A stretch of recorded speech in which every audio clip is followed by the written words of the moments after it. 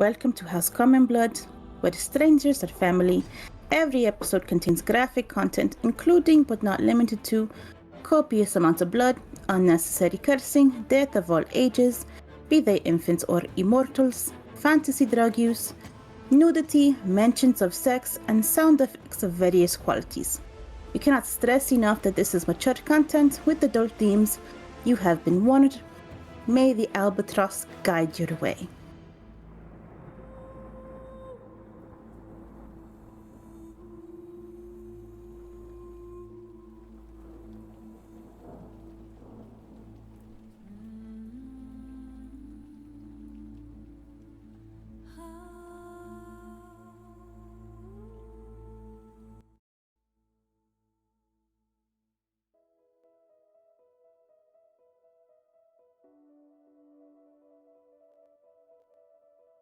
Welcome to House Common Blood. I'm Gray, your DM and host, and we're a D&D 5e 2024 podcast currently playing the adventure Hangmen, Worms of Frostheart.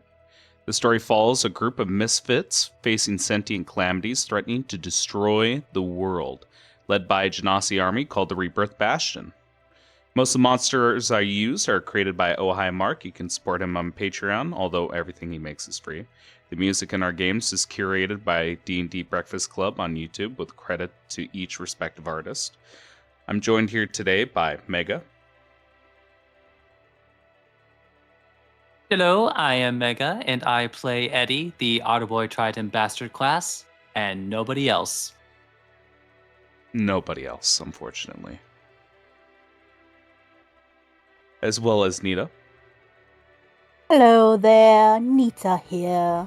I play Aaliyah Oblak, the human cleric sorcerer. As well as Moo. Hello, I play Seer, who is always on fire, and also eventually will have a smoking problem.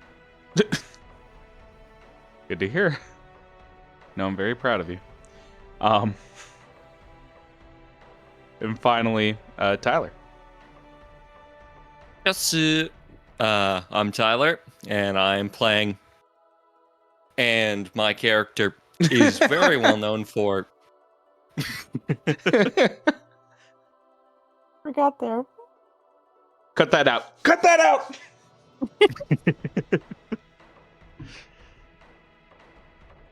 Gonna say, who can tell me what the hell happened last session? I can actually do that this time. Oh my god. Please, by all means. We fought a giant worm, and then we were celebrated as heroes of the city and did various things to encourage the people to do things that we wanted them to do, for the most part, whether that be preaching or just generally doing, basic human things. When you manage to save the city, That doesn't sound very heroic.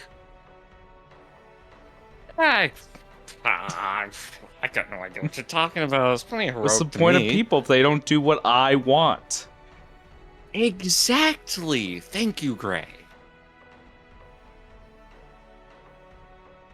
Alright. We killed the worm. Celebrated as heroes. And there was a revelation. Do you remember what that revelation was, Tyler? Okay, now you got me. Oh, I know I did.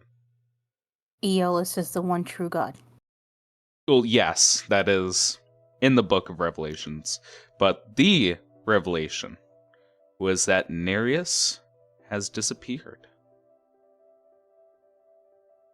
You guys, the general of the Sea Elves in Frostheart, the politician that you made good connections with, even slept at his house, even killed his daughter. Really freaked him out that she had the face of a hag. But and the worm that we fought was probably a baby. Mm-hmm. Yeah. Well, I mean, this is just called the Worm of Frostheart. Like, you guys should be good now. Gotta love that subheader. But yeah, he has not appeared in public, and you guys fear for the worst here. Give yourself 2d10 with this one, just because you missed out on the revelation. I'll take it. So long as you don't get points. Start creating a trust fund. Or, like, it's a fun to fuck with you guys. It's a good time. 7 gold, let's go. There you go. 7 gold. You're really making it in the world. All right. So let's set the scene here. We're going to pick up exactly where we left off with you guys. Perhaps like everyone who's interacting with the public, the public's dying down, or at least giving you guys a little bit of room to speak with one another as you guys gather around, exhausted, in front of the corpse of this worm. Again, slowly being torn apart piece by piece. I need to ask you, Tyler, because you've kept interacting with this group, talking with this group, and, assisting them throughout, like, this very, very long day. Like, is there anything in particular that you want to talk to this group about, or anything that needs to be said here that you'd like to start off with?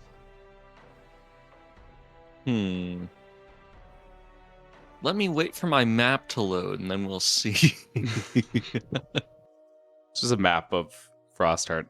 Use your mind beam as, like, you guys are on the wall overlooking all of Frostheart. There's a broken tower before you. Called a Whale Song Hall, and there's the carcass of a gargantuan worm laid before you, going across many blocks. Yep. And I would assume, like, we might even see, like, Eddie, Aluya, and Seer in the midst of a conversation with Mavet, staring off in the distance, thinking about pounding other trees. You just hear sudden multiple thuds in the distance. Oh my... no! Brought out your inner Arnold right there. But yes, like, we'll say the camera's focused on you, Tyler. And again, we look down towards the child that is still right next to you. He's just looking around. I cast a very wary look at the child. And Child looks back at you and just goes, "Well, go on then. Don't you have any friends?"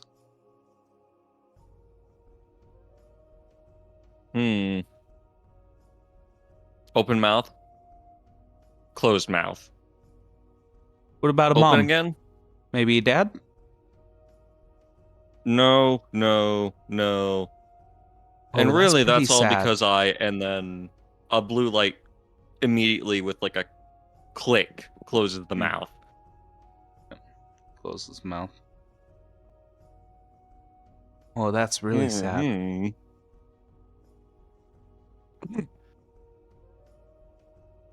Well, I suppose I should talk to these individuals that I have apparently become heroes with? Something along those margins? I must be off now, child. And then he turns and starts walking towards the group. Look back down and you don't see a child anymore. Oh well. He walks up to the presumably conversing about the worm revelation group and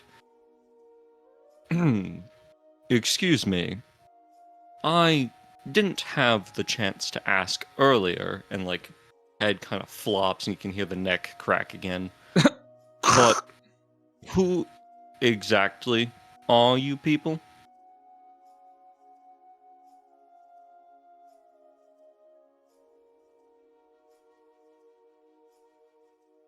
They look around at each other in stunned silence. You first. Oh, well, I suppose you can call me, and then you see a ghostly blue light immediately click the mouth shut.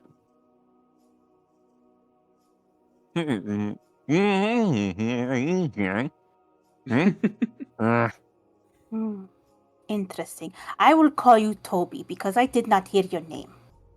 Okay, Toby? Shake head yes.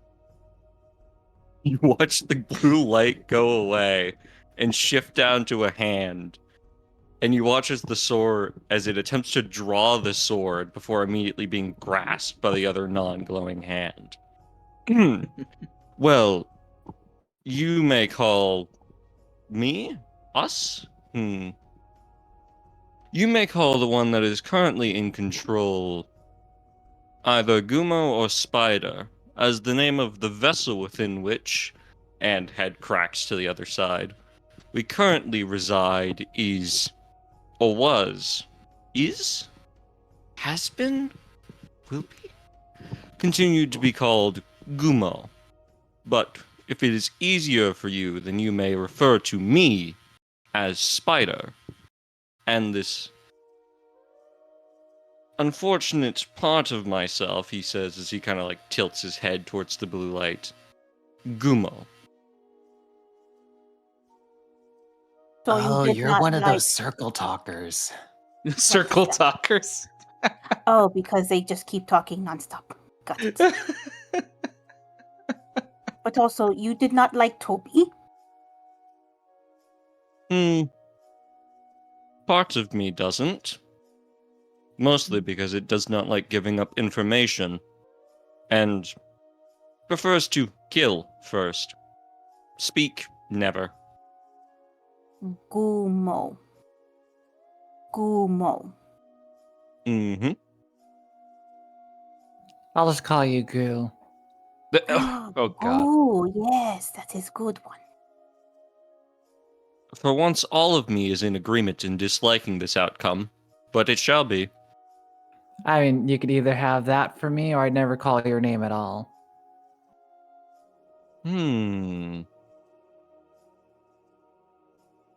I suppose Goo is fine. Well, Goo, I am...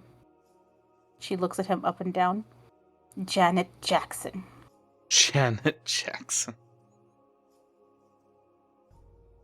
I have never heard that name before. Hello, Janet Jackson. It's a pleasure to meet you. Goo.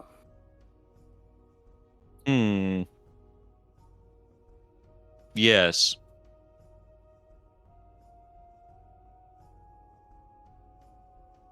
You know, when I thought about talking to a corpse, I didn't think it'd be this riveting.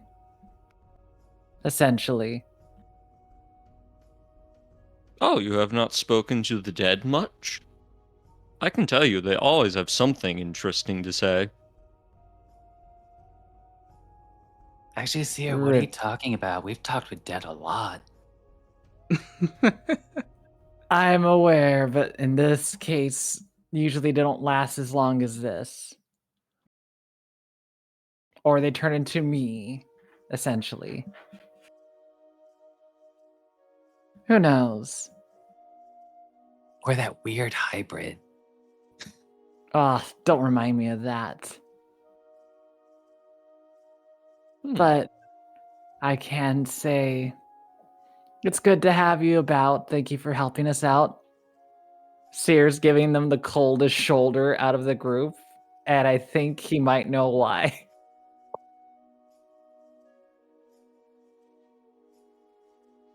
Shrug. Granted, it is a bone-cracking shrug because the shoulder goes a little too high, but a shrug nonetheless. They wince at it. Yeah, how does Seer feel about all these deformities she's seen? You know how, like, you have an annoying sticker under a cup, and even if you try to rip it off, for some reason, it's like they put it in a spot where it's impossible to reach? Yep. I want you to think of that because she knows for a fact that when she looks at this person, it's like, I can't help you. You're just broken. But what's more irritating, it's like, I want to help you, but you're just broken. But also, you're loud. Thunder noises.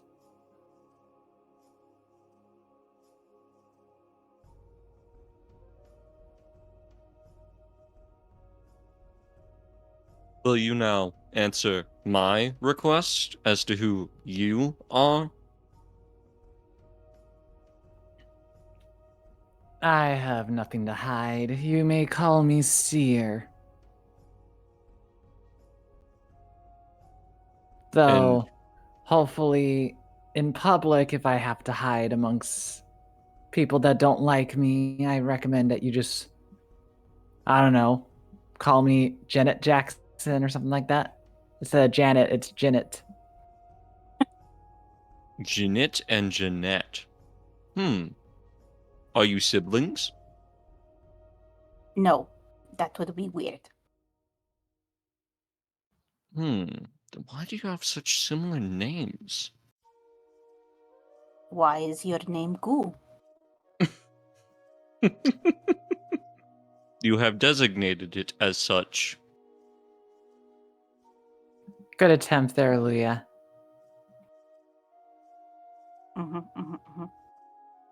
Nods smugly.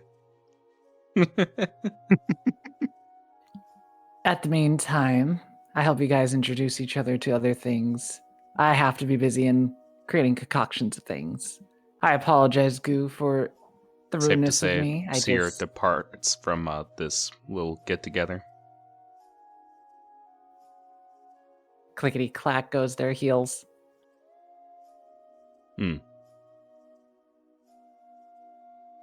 If that's the case, then I do want to clarify one thing before she does depart.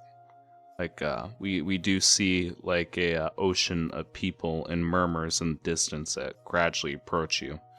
But, what's strange is, they're not looking at you.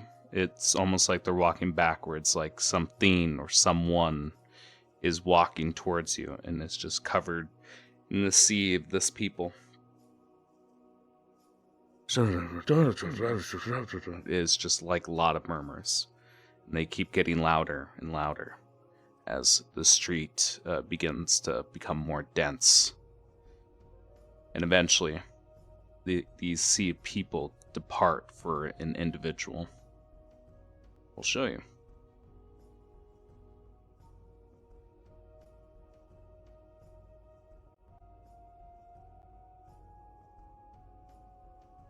You see a ancient elf, very like faded, balding hair. You would assume the man is a half elf with his beard coming in a mustache.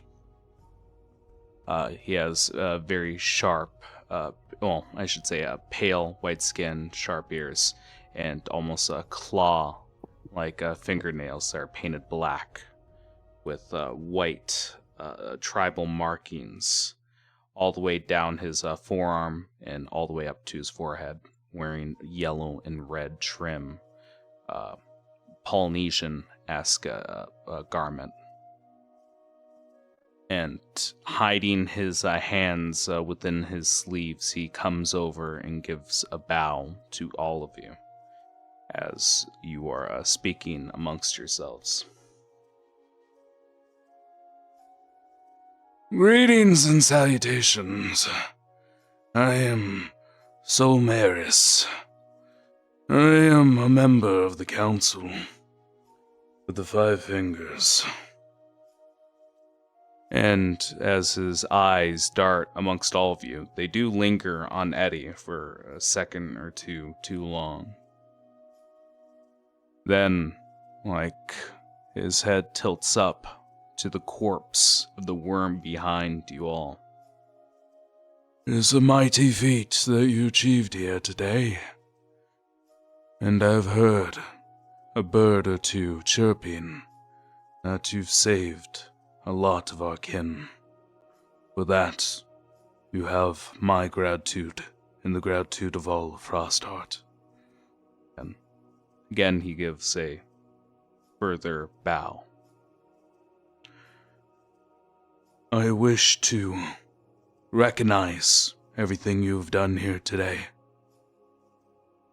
If you'd be so kind. And he turns his body halfway to the broken tower, the main support of Frostheart, with an open hand. If you could make time for us tomorrow, myself and my colleagues would like to have a word with you.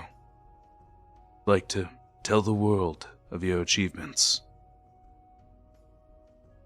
And he is giving you all a invitation to talk with the council tomorrow, we'll say in the morning, 8 o'clock. For now, right now, I believe it's around in the afternoon after everything is said and done here. Greg, can you put his name in the chat, please? Sure thing. Any responses, remarks to anything he said, anything he's done? Yeah, I imagine that there is a lot to discuss, Too much. especially recent events. Too much and Looking around at the crowd. perhaps with fewer ears.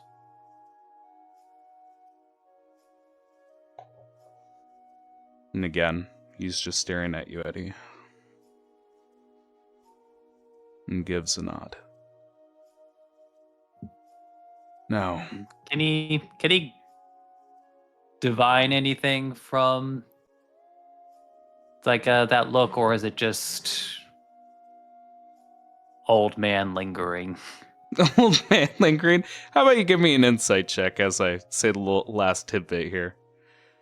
now, if you'd excuse me, there's much to be done. I doubt I'll get any sleep before our little meeting. And again, like he gives a 1,000-yard stare. Like you guys are on the wall. It's over 200 feet in the air, overlooking all of Frostheart. The Heart prism view, Castaway, and the Whistling Farm, along with the docks. Like there's just chaos, destruction, a lot of damage.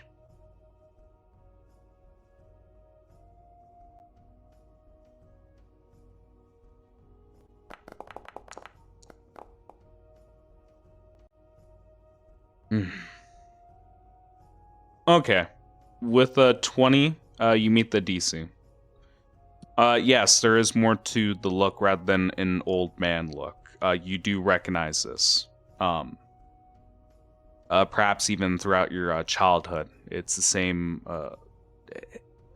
look that protesters gave you and your family as you're growing up. It's the same look that a assassin would give you. Is the same look of those that hate you and your entire family.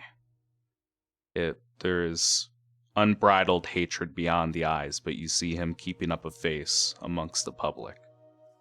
You can tell in particular he does not like you. And if it were not for the circumstances, he would not be talking to you.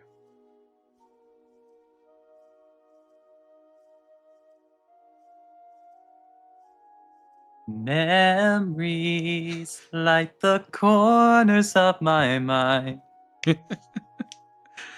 And you see with that, he attempts to walk away from your group again, like the sea of people like closing behind him. And 1,000 questions are being like thrown at him.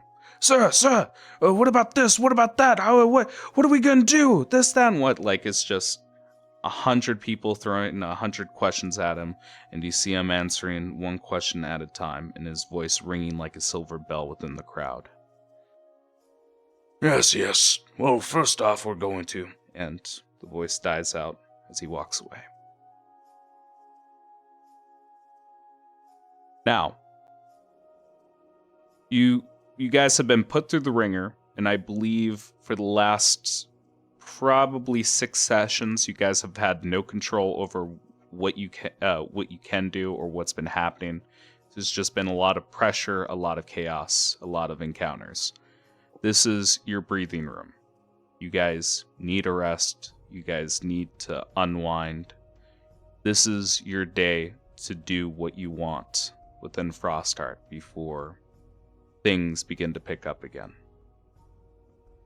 Because of your choices within that skill challenge, you look up at the tower. There's no realistic way of getting to the surface without hurting or killing yourself.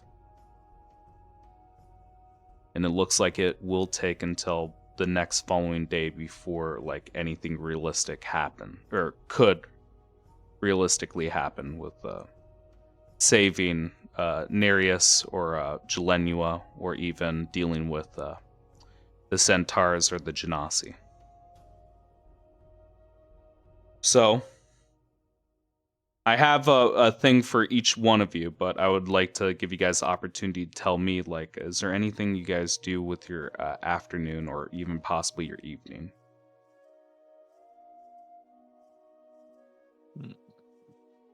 If you guys need a little bit of time, you guys are still together and can still chat a little bit. I already know what I need to do because I have a whole checklist of things because the group did the heavy lifting, but it's like I know Seer is just a busy bee. I know the alchemy shop heading there is a big one. I also know that, basically generally taking care of people, gathering supplies, as well as resources and information to help us with the rest of the journey. And the most in particular thing why I'm looking at alchemy shop and around the area is because we're looking for a particular flower needed to fix Eddie's dad.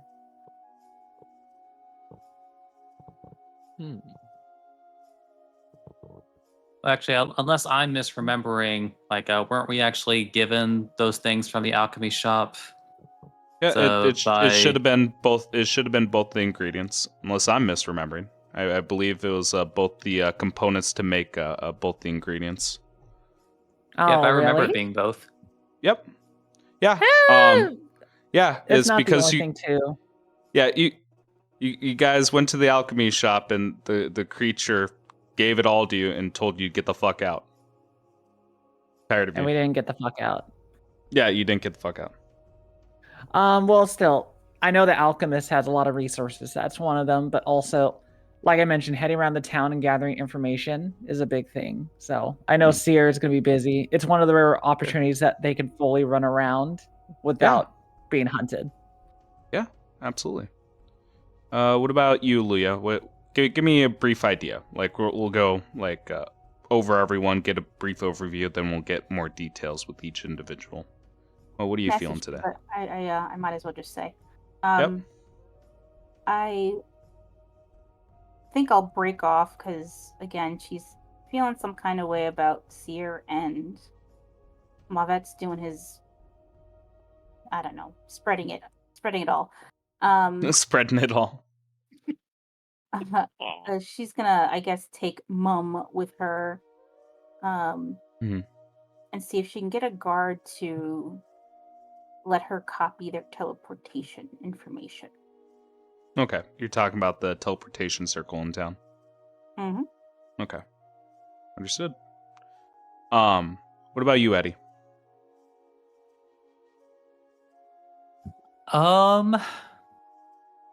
It's like I think at the very least, Eddie would try to stick around with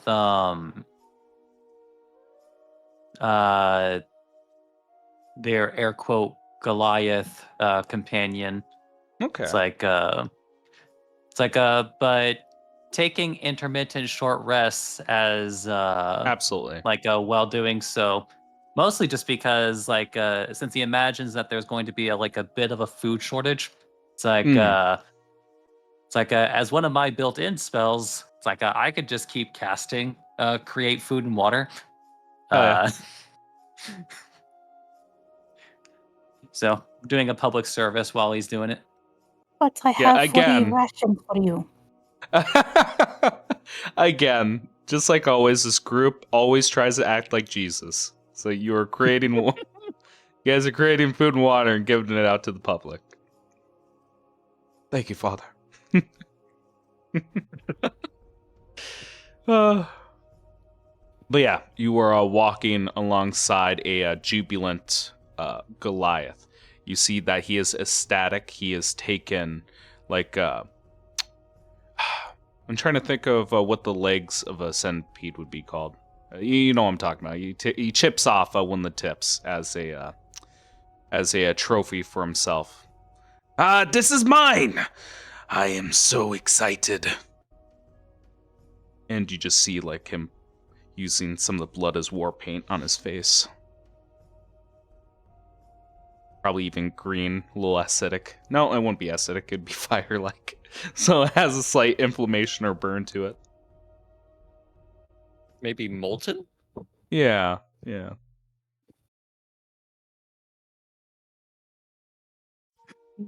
like it burns so good, like a cigarette. It burns so good. I am so excited. Otterman, where are we going? And we'll focus on Tyler here. Tyler, what what are you going to be doing? Again, it does seem like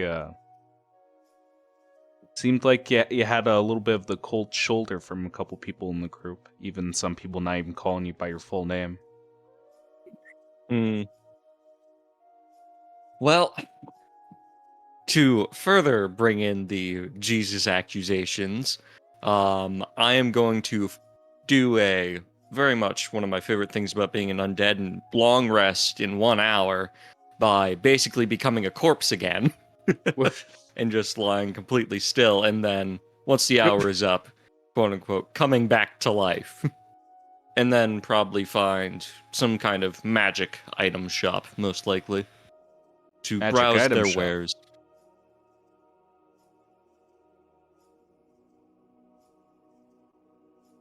Is there anything in particular that you're looking for? Well, there's always a deck of wonder. But other than that, no, nothing in particular. And even then, that's more for fun. Yeah. Keep in mind, it's not an hour. It's, I believe, 4. I believe it follows the format of a trance for an elf. Yeah. But shorter than a usual long rest, which would be like a full day. Or, well, full night. Okay.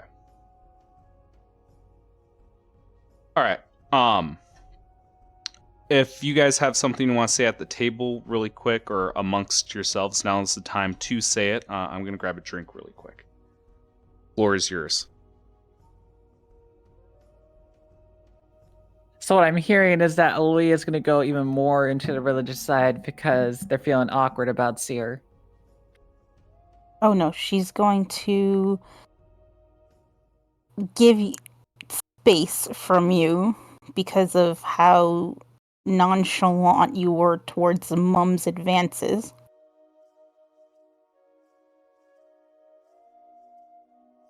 There's always a reason for everything. Mm-hmm. But I understand. Aw, Aaliyah's heart being like, what? What do you mean? And it's like, Seer's like, I mean, if you don't want to be murdered. You're just cool with all this? Okay, well, I'll be back. I guess I'll take her with me. Since you're so cool about it. We are going to be gone all night long. Meanwhile, Might even with sleep the in. Seer, with their vast intelligence but their poor wisdom, is like, ah, yes, I understand. They're always up all night like I am too. Understandable. Yeah, working. Sometimes I had to really flip around that thingamabob to make it work. But I get you. Meanwhile, Seer's experimenting. Fucking damn it, I didn't flick it. And then makes a potion.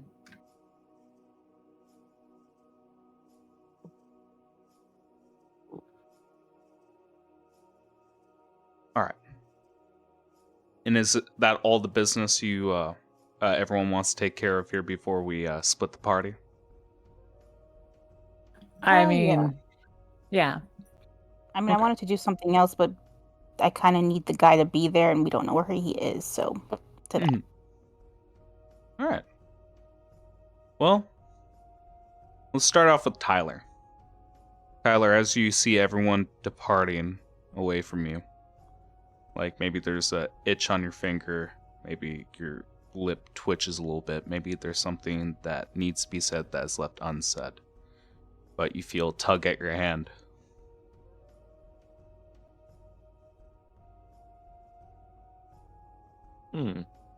And what is there, Gray? Look down and you see the kid again. That didn't go so well. These things normally go worse. This is an improvement from, and he looks down at the hand earlier that was glowing blue. His usual choice of action. Nods, but doesn't understand. My apologies. There's the other half of me is a much more violent history, more violent individual. Not a pleasant fellow, even in my own head. Looks up at you. You're pretty weird.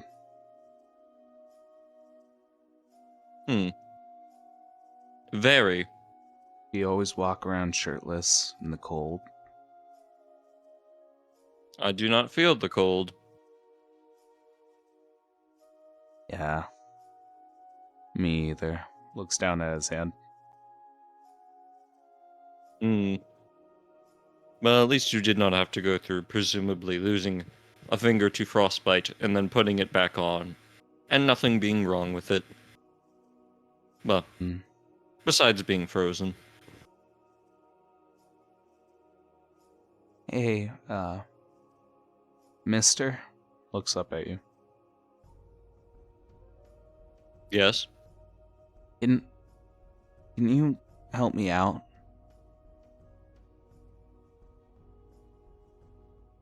Sure. I don't know where mom or dad are. Could you help me find them?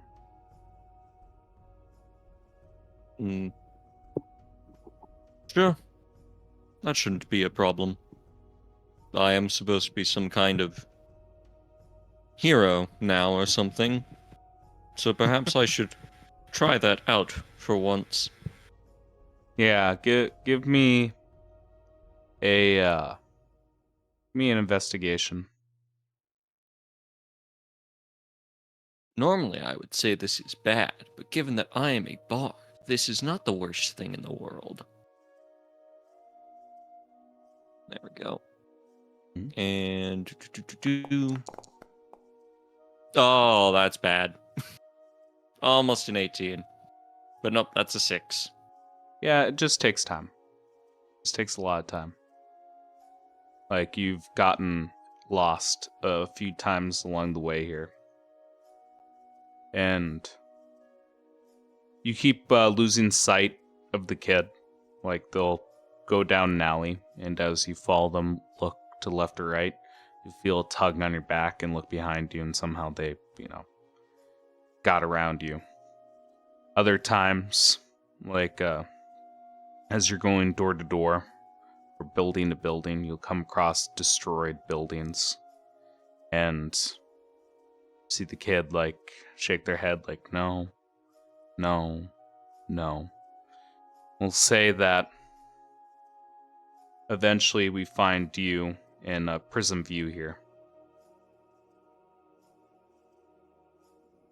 Just like the name would imply, like a lot of the light is reflecting through these ice buildings and giving a prismatic effect with the lighting. So it's almost like you're walking through rainbows of color throughout the street. And perhaps this is a moment where you need a break. You guys are near a fountain, looking around, and the kid is sitting on the fountain's edge and kicking their feet forward, looking up and in the distance, looking in the clouds. Although there aren't clouds, the same, looking in the clouds. What do you do to do things differently here? Because you're not making any progress here and you feel just lost. Hmm.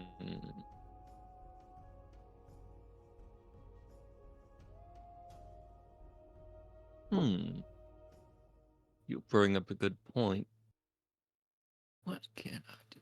Well, I can, at this point, ask around, I think, is perhaps the most effective option I have at my disposal, because anything else would be most likely investigation. Again, Okay. which is not good. Well, I was gonna say, like, what do you ask around about? I would ask them if they've seen kind of this boy's parents, and if they presumably do not see him, then describe the child and ask if they might know his name, and then from there, if they do give an answer to that as to this child's name, ask where their parents could be and the like. Okay, so like you stop a passerby, or again, the kid is like kicking their feet, sitting on the fountain. You stop him by. What do you say? Let's begin to roll here. Excuse me, have you seen any points to the child? This child's parents? Stops, looks at the fountain, looks back at you, and just snorts. Look, man, I don't have time for your games. And continues to walk off.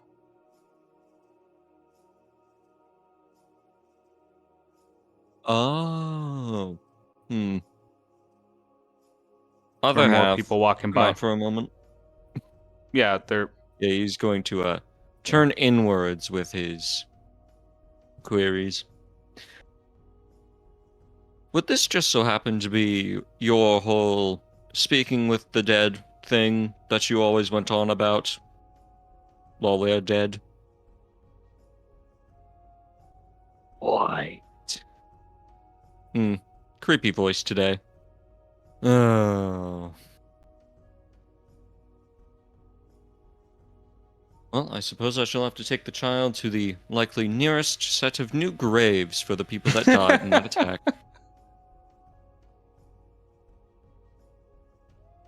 And that shall be my next course of action, is to take this child around where the quickly dug, I presume, grave sites are in the wall from the attack. give me another investigation. A perception. Rolls a natural 1. How did you miss the giant pile of bodies? How did he miss the Well, I burn rolled a pile? 6, so Oh, Jesus, man. So, Ray, I have a +2. no, like, the issue is, again, like, this is all time consuming. And you do find, like, an area where bodies are being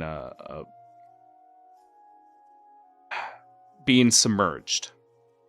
Like, they don't get buried, they don't get burned. You see, like, there are holes, and, like, each one of them, like, who have passed away, which isn't a lot. Again, like, there are probably about 20 some odd people died during this encounter.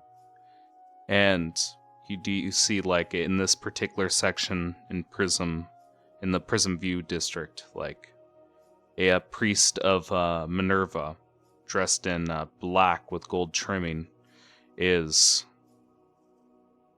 covering bodies in linen wrap and weights. And one after another, they'll drop a body in this hole. Then they'll grab a seashell with their name on it and gently lay it in, and it will all sink. You have no idea, like, where this hole leads to, but it's enough for bodies to keep going in without stacking over. Excuse me, priest. Yes, my child. What may I do for you? Hmm. Have you seen a dead body of a boy? And he's going to describe the child that has been currently traveling with him. No, no. No such childlike body that I've seen. Although there are a few ceremonies like this happening across town. It scratches his throat. But that is to say, not all bodies have been found. Yeah, buildings and debris have collapsed. Some are buried.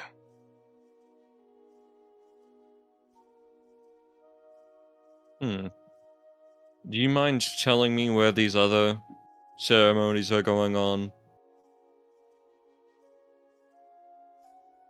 I think where he'd point off to is We have one for each district. One for the castaways, one, like myself, for Prism View. Then one for the heart, one for the wall, one for the farms, one for the tunnel. Thank you very much. Yeah. Now then, if you'll excuse me, I have a spirit to presumably put to rest. Unless things go wrong and they turn into some kind of ghost? May- Evil ghost? May Minerva give power to your voice. Sure. Hmm. And You he do does religion? a full... you can do a religion check on that if you want. I will try. Do not expect anything good to come You of this. know, because you've been the same rolling plus so 2. fucking poor. It might actually work. Yeah. So, you know Minerva to be one of the nautical gods, mostly prayed to by sailors. The sea elves have a special place for this god as well. It is the god of the sea, god of safe travel, and the god of singing, essentially. Like, this deity is offered vocal cords of the deceased to add to her harp. Mm-hmm. And this boy that's been following me is one of these sea elves, or is it... He's a sea elf. May even be tugging at your shirt to hurry you along. It's getting cold. Then I suppose we shall have to be faster. Well, off to more morbid attractions. All right. And yeah, go from there. Which district do you Presumably go to? searching destroyed buildings on the way. Up next, I guess I will go to the heart. Okay. Go to the heart again. You know, like fair amount of damage was done there because of the evacuation of the citizens, choosing life over death here. And I will say, roll me a D100. Okay. Yeah.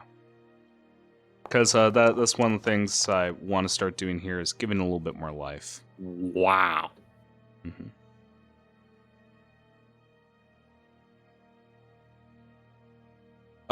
You see that a group of sea elves who are critically injured during the siege. Like, there's a group of them, like on makeshift cots and on blankets and quilts. You see their wounds beginning to heal, and they feel rejuvenated. And you hear a whisper amongst them. By the gods! It's divine intervention! It's a miracle! A miracle! And they look around at each other looking for an answer, and like you see one of the sea elves. You may even recognize it. It was one of the sea elves from before that your friend was giving a sermon to. And they tell the party, this a group of sea elves, it is Aeolus. It is the outsider's god. They have healed us. No, that cannot be. It must be Minerva. No, I tell you, it is Aeolus. And you just see like a fervor begin to spread. That's right, folks.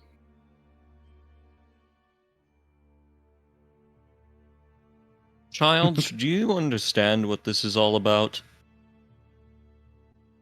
Well, usually, when people can't explain anything, they look to God for answers. And it seems like they found an answer. I don't see why they don't just murder their way out of everything, but oh well. Their choice. You see the kid snort. Made him laugh. All right. You begin to head to the hearts. I'm going to give you one more investigation check. Here goes. Mm-hmm. Oh, would you look at that? Great, it's another 9. It's a 9. Woo!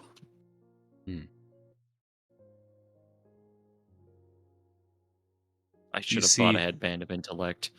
Yeah.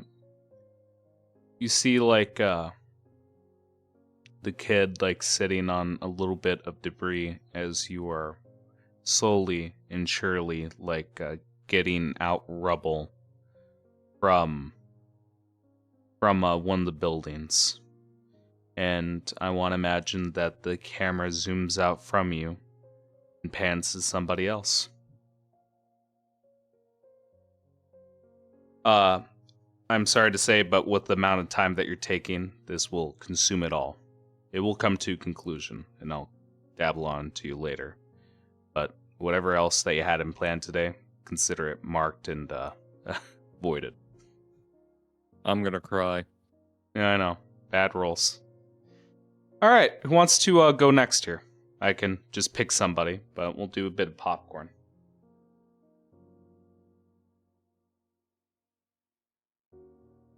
And one on the edge of their seats, ready to go.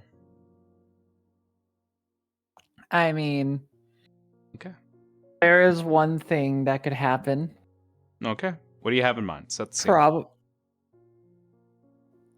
I know Leah is giving space to Seer in this case, so. But I know maybe before Aaliyah gets ready to go off on their own of things, there's going to be this moment where Seer actually might come visit, and more importantly, invite them to come help them get into the alchemy shop, since they know that they don't want to get into any trouble there, since they had to fight a lot of weird creatures.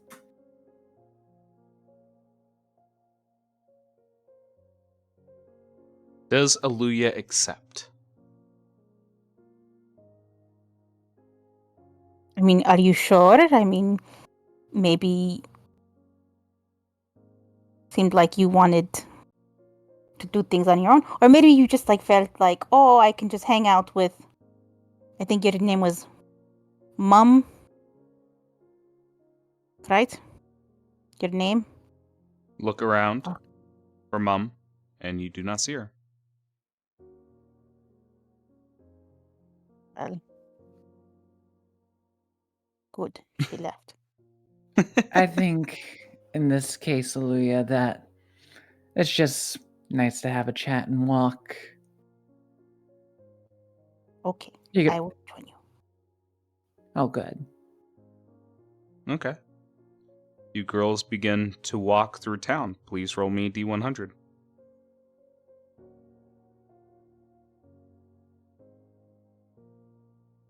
The both of us or just one of us? Yeah, we'll say both. I'll have 2 events. Oh my god damn. Hell yeah, 69. Hell yeah.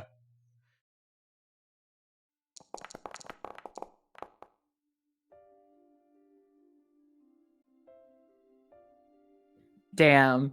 My 69. No. All right. Oh, that's bad. Okay. A couple things are going to happen here, actually. 3 things in particular.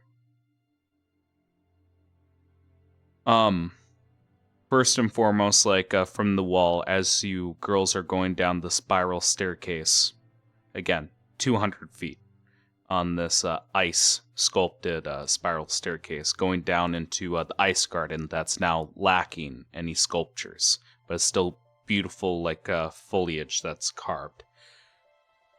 You see someone giving a sermon. It is a man on a mission here. You see him just saying, "It is a sign. We must leave. We must go once more to the temple beneath and find ourselves. Minerva is giving us a sign. This chaos, this destruction, we have lost our way. We must go again, once again, underwater." and you see a group of people, probably 40 or 50, nodding, murmuring, and this person, again, on their soapbox, is trying to organize a pilgrimage underwater.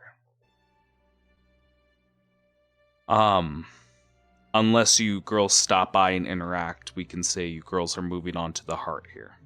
Nope, I'm gonna stop. Oh, you're gonna stop? Okay. Mm-hmm. Minerva guides our path, guides the water. And this is a tide, a riptide that we must endure. Hello, folks. Welcome.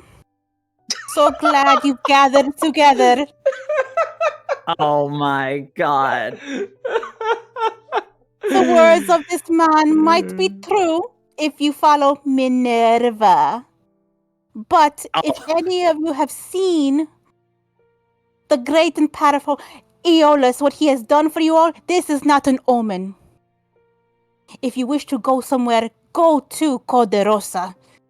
You will find life there, happiness. You can be who you want to be, and you will have protection. Now you can scamper into your ocean, or you can travel where you wish to, and he will always be with you. Do you want to scurry like little bugs? Or do you soar in the air like an albatross? Seer, do you have anything to add to this fervent sermon? I'm trying to think, but honestly, let's be real, Aluya is being a fucking badass at this. Not only interrupting another person's sermon, but being like, hey, I'll do mine. So the only thing I could think of is possibly helping out in some ways by just being the center of attention by being, on fire. So basically constantly moving around, being pointing to Saluya, being she's got the right idea. All right. But it's very much Aluya's doing everything on their own pretty well. Give me a performance with advantage again. This is a benefit of all the work you guys have done. Am I allowed to guidance myself? I'll let you touch yourself. I'll touch myself. Okay, let's. Oh, I do my rolls, right? Or do you give them to me? Yeah, you do your rolls. I ain't doing that shit anymore. You said I've come to realize there's so many times where I have to do stuff in the background and read shit, and that is just so obtrusive to me acting more smoothly during the game. Hold on, I'm gonna roll my d4. Oh Jesus, with the 27? 28. People were planning on going on a spiritual pilgrimage, and you come in, doors open, introducing your deity here. In fact, you have everyone's rapt attention. What do you do with it? You will be accepted with open arms. All you have to do is burn the flag of Minerva and accept Aeolus into your heart. Holy shit!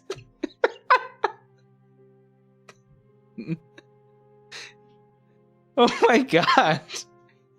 You're advocating for like destroying holy, like essentially destroying holy symbols, leave it behind, and move on to a new deity. Am I hearing this right?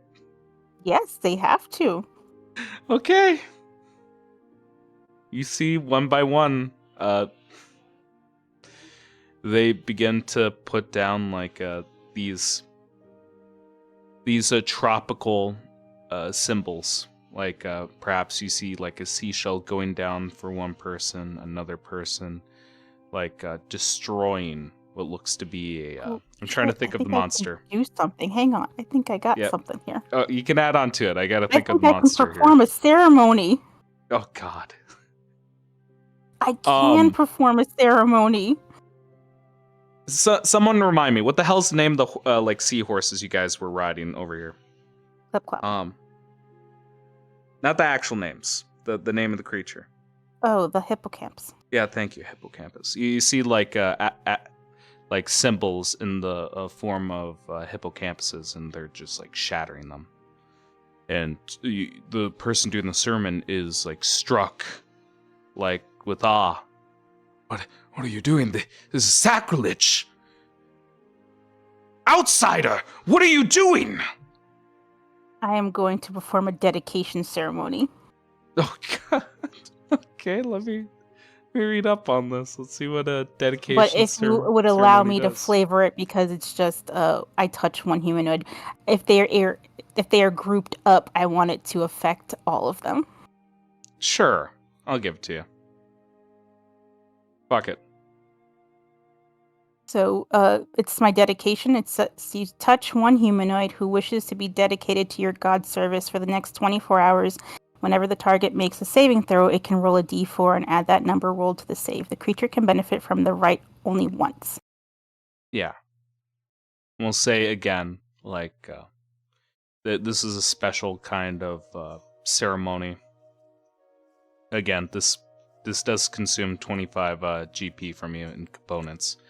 But, like, we'll say, with your magic and the current regional effects, like, it spreads out to all 40 people here.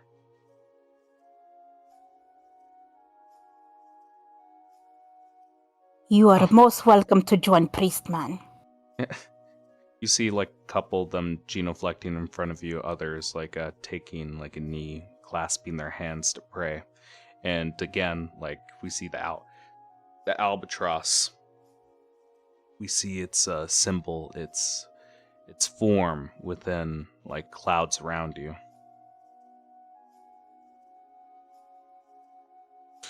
And you just see the priest stammering at this. Outsider, Genasi born, trash, trying to usurp Minerva! I was once a human being, and Neolus still took me in and never left my side. He will accept all and never turn his back on you. You see the man is flabbergasted, and if this was Tall Tales, we'd see over his head if you will remember this. You see him beginning to storm off. He's made his choice. And now make yours. Mm-hmm. And again, like, people are swarming around you, and the word of Aeolus is spreading through people like wildfire. And again, this truly is, like, something that does happen.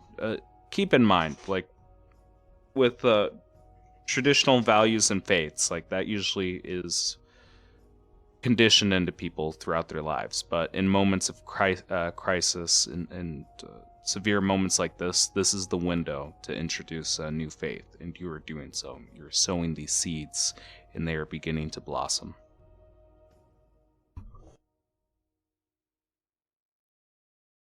So if they remain, I would first need them to, like, destroy or burn something of Minerva. And once they do, we will all hold hands, and, like, the static charge will flow out from me to them, and it won't hurt them this time. Like, I know if I touch someone, I would do damage, but this time they can feel the love and protection and the warmth that Aeolus provides. I imagine, like, each one of them, like, from this ceremony gets a tattoo, perhaps a brand in the form of an albatross in different parts of their body as a mark of what you've done. And you've created a flock. You are free to go where you wish. Your protection will always be with you. And they begin to split and spread throughout the city, excited to spread word. And I feel like they just all instinctively know to say to one another, Aeolus guide you. Yeah, let's guide you. Yeah, I like that. Again, you get like the visions of being within a cathedral dedicated to your god. You can almost hear the bells. And perhaps might even bring a blush as you think of church bells and look towards Seer. You still have places to go, things to do. Oh, right, okay, Sierra, we got to go now, right? That was fun. We do your thing now. Yeah, as you... Go ahead, Seer. Oh, Sierra was just going to simply say, I mean, it just lets me know more about you in your own ways, how you operate, as well as, honestly, it's interesting to see your zealous side of things. Well, the man was just here just telling these people to hide and cower. That is dumb. Minerva is stupid. Makes me wonder if you always thought like that when you were younger. Pretty much, yes. My parents always followed him, so I do too. With such fervor? Yes, I would say. My father goes out to sea often to hunt gretins. It is with the protection of Aeolus that he always came back.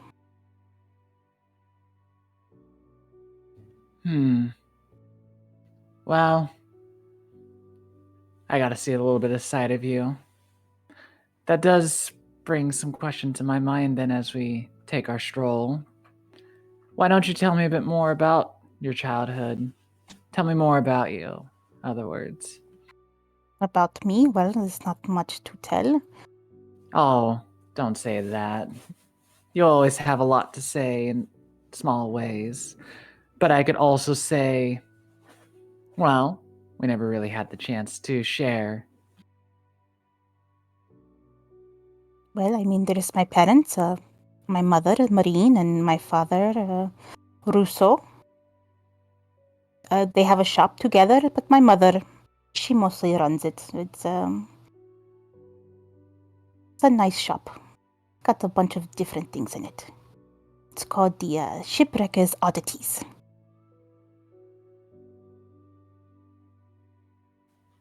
Did you enjoy that spot a lot?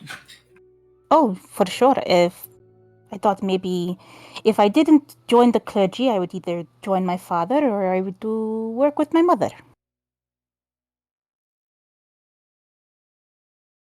But you know, life has a way of doing what it wants.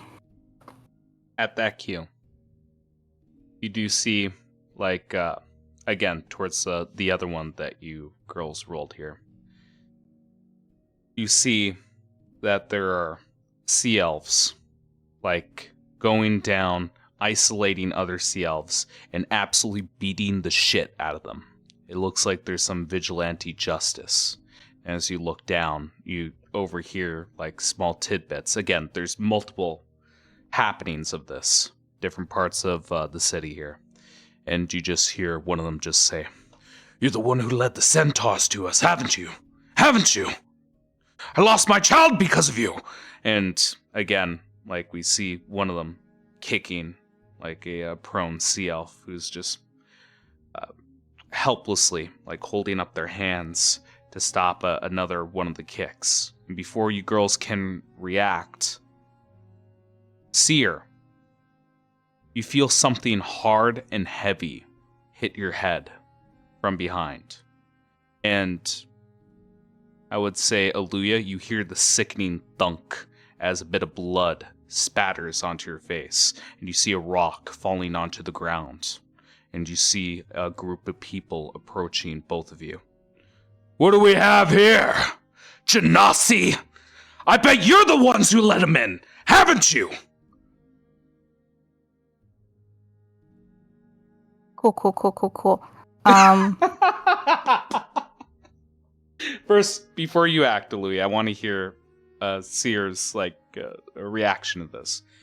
Like, again, this is your first time.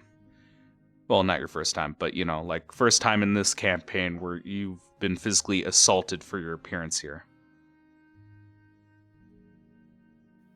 In this case, Seer, quick on their feet, I would describe as like shuffle on their feet in a quick, swift motion. That would make it so they spin to see where the group is. Yep. But then Approaching you. They will then slowly move closer to Aluya and then just kind of whisper, have a plan on handling this one? Or do you think we should just avoid conflict at this point? Oh, I'm gonna completely ignore Seer because having her blood splatter against me is gonna send me into a fit of rage, and I'm gonna cast Fireball on these people and change it to lightning. Whoa! Holy shit! 0 to 100 real quick! Oh my god! Hang on, let me... No need for a roll, this will just kill them. Hang on. Oh my god. You know what? Let's make this... Let's make this fair. Okay. It's a group of 18 people in this mob as they approach you, and let's see this all play out. How does the fire consume them? What does the spell look like? Oh, it's not fire. As it comes out, it looks like it's gonna turn to fire.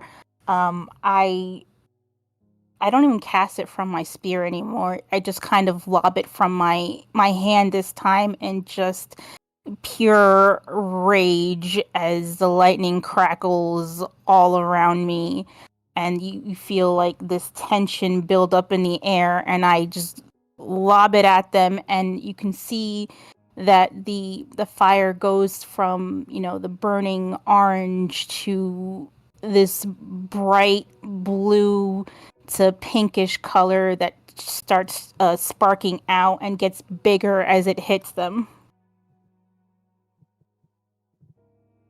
Mm-hmm. Yeah, and before they can throw off another thing to say, another thing to do, or even throw another rock, we see them all drop like they're puppets with strings whose strings are cut. They just fall to the ground, tumbling. And with that, there's silence on the streets, and people begin to cower away from you, whether it be the vigilantes or the people that you saved, as you have murdered 18 people.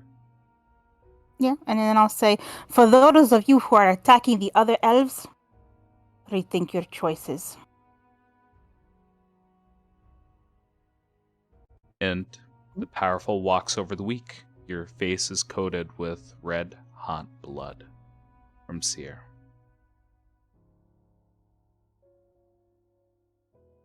I will check on Seer, but I will also gesture to those that are not angry at us, but furious, and I will hold out, dang it, I can't even use my spear, because it's like a charge. I will use my arm, because it's covered, to kind of see if I can help them up, and say, do not be afraid. They did something they never should have done. Who is this in particular? The sea elf or Moo? The sea elves that are Okay, the Carrie, sea not the elves. ones that are mad at us. But the ones that... Yeah. The one that was getting trampled on, and you just see as you come closer, they back up to the wall and go away from you. Because again, there is a difference, Aluya. Like these people, they're doing something he could understand. It was just physical abuse, something that would just hurt him, break a bone or two. What you did was something monumental. It is something that ordinary people cannot do. It is horrifying, and you see the fear reflected in his eyes. Like you even see yourself in his eyes, and it is just a face of pure terror, an expression that you're familiar with. This very same face that you had oh so many years ago, walking in that room and seeing those children. I might see it, but it feels so good inside. Just to let it all out. Oluya, let's avoid being a center of attention here. Let's move to a better spot. I'm gonna grab her by the face and say, "Are you okay?" As far as I could say, I have had worse, but it does definitely hurt. Blood is just gushing out. Like you guys need to get into an area to help with this wound or it will not stop. Sorry, I'm gonna cure wounds her. Okay. Cure wounds. And it begins to sear shut. It begins to close, but again, your hand... Again, if you did cure wounds, I imagine you touched it. Again, your hand is coated with red. Mm-hmm. But yeah, that's all the events at the moment. You've created a ghost town in this area, Aluya. People have ran away from you. Citizens are peeking at you from around the corners. And the word of Aeolus is spreading throughout the town. And his power is seen through one of his disciples.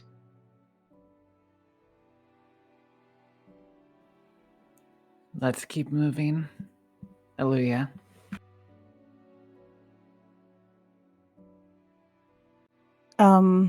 She moves, but there is like a smirk on her face. There is something about what she did that she thoroughly enjoyed. She'll move along with you.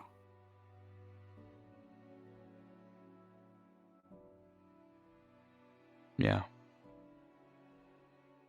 As you guys move along, I would say at this point, crossing paths, like, you would say, see Gomu, like, going through the rubble alone. And he seems like he has a purpose of what he is doing.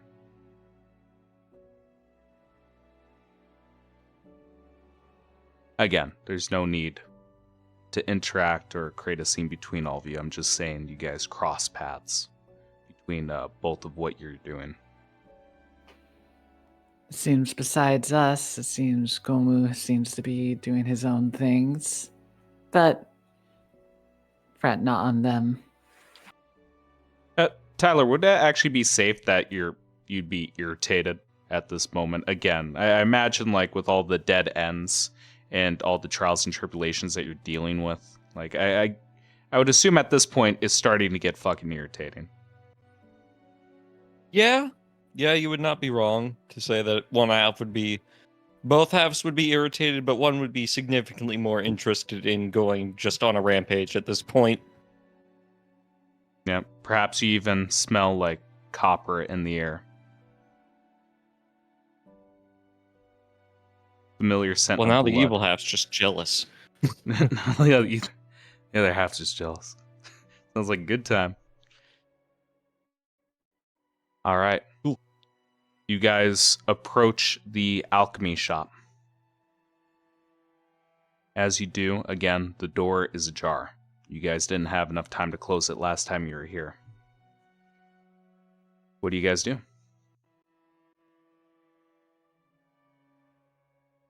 Sorry, I'm just typing. Yep, no problem. And because we actually have the map, got to end that combat.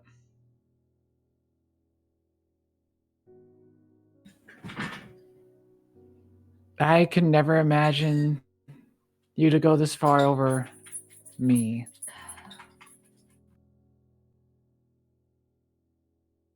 You mean burning those people to a crisp? Essentially, yes. Is this something that you've done with other people in the past? No, I have not done this with other people in the past. I mean, you are different.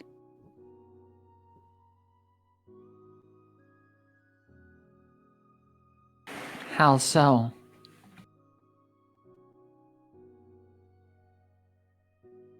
I don't know, really. I just know that I would do it again 1,000 times over if someone did that to you again.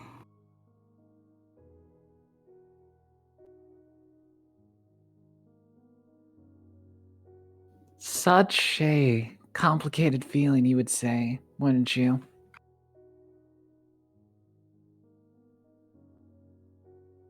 I suppose so. But I don't ever want to see you hurt, especially for just being you. You know?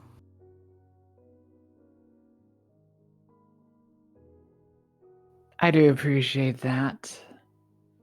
Sometimes we just want to be ourselves and not worry about the world itself hurting you. I will say there was something to it that just felt so right, Sir. And I should feel bad about it, but I don't. And just to really press on that, I kind of imagine with this type of revelation that something else occurs to you, that perhaps other of your kind feel this way as well, that you're not alone. And it might actually be like an evolutionary trait, or like at least a trait of the species to keep the population floating, essentially.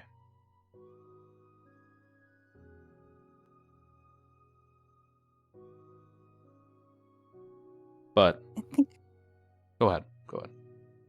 I think it was more so that Aluya is trying to.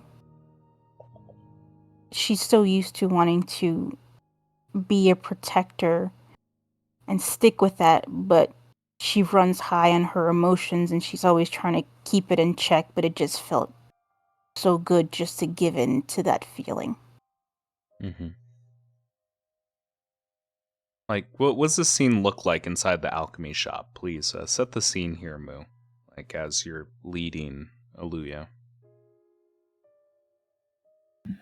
Honestly, since there was just a strong, powerful moment that just occurred, before they would do anything here, even with the mess and other things, Seer ignores as they just pull a stool, a chair, giving a chance for Leah to just sit and revel in their emotions. And then Seer would sit beside them, not holding hands or anything like that, but very much just staring at Aluya. She has been watching a lot of the actions, maybe giving eye contact to those, but she does give this unusually invested look into Aluya. Maybe Aluya might recognize it in some way. Who knows? But I could definitely say Seer is intrigued in some way as they look at them. Well, it's also reasonable considering everything that has happened. Like, this entire day, like, loss has been a theme. You guys have nearly lost allies. Like, specifically here as well. Like, life is short. And perhaps this might be another stepping stone between the two of you. Another step on the journey. Perhaps this is the next step. There's that moment, and it lingers.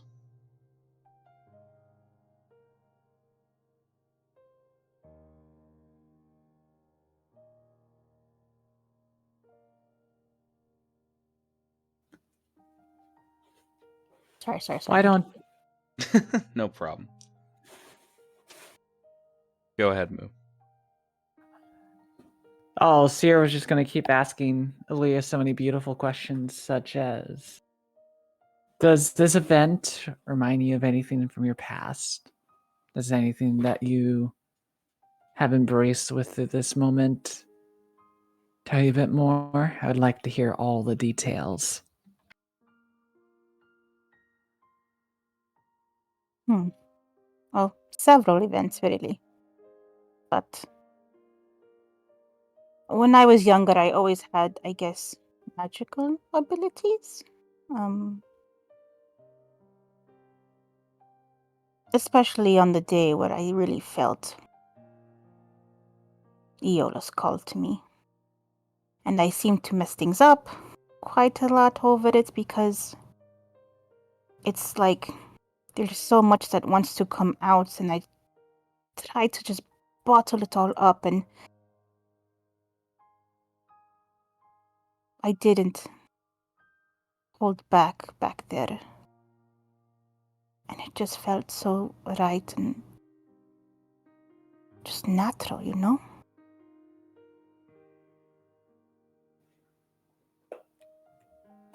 Tell me more. It just felt so natural. Like in what way? Giving into my anger.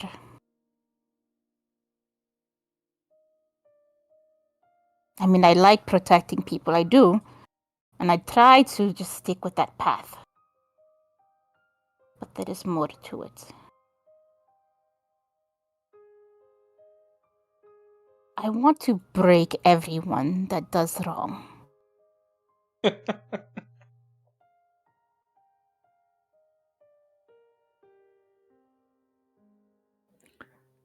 Such an interesting conundrum.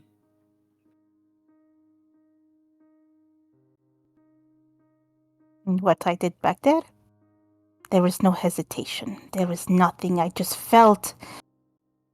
Oh, I felt so angry. And I was angry because how dare they do that to you? And I knew what I needed to do. And I did it.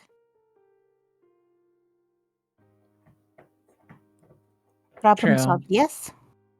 They won't do it again. Not anymore. The bodies are on the streets now.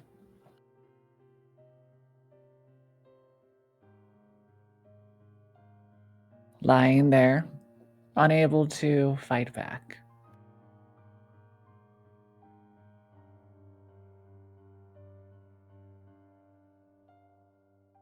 I guess lesson learned. I can say, though, it's a strong emotion.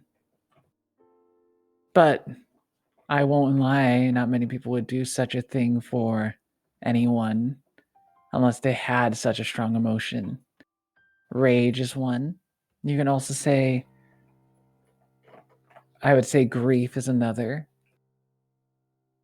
Sometimes there's some things in between. What would you describe it in this case as, besides just natural?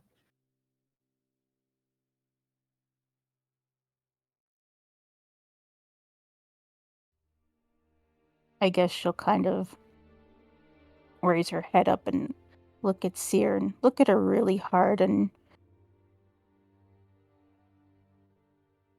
she'll just say, well, love. I think I love you.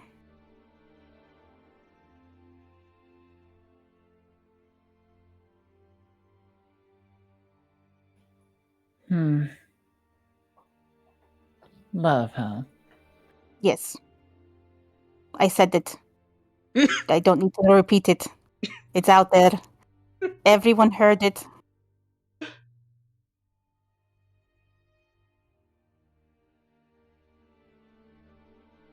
God damn it, Meg, I read that. All right. Is there a nice one-liner?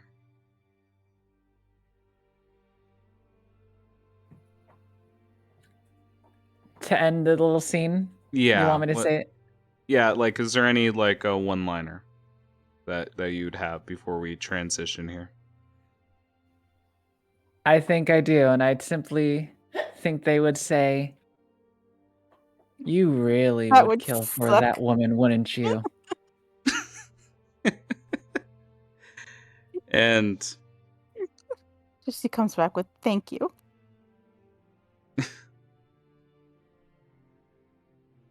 and we transition here. Eddie.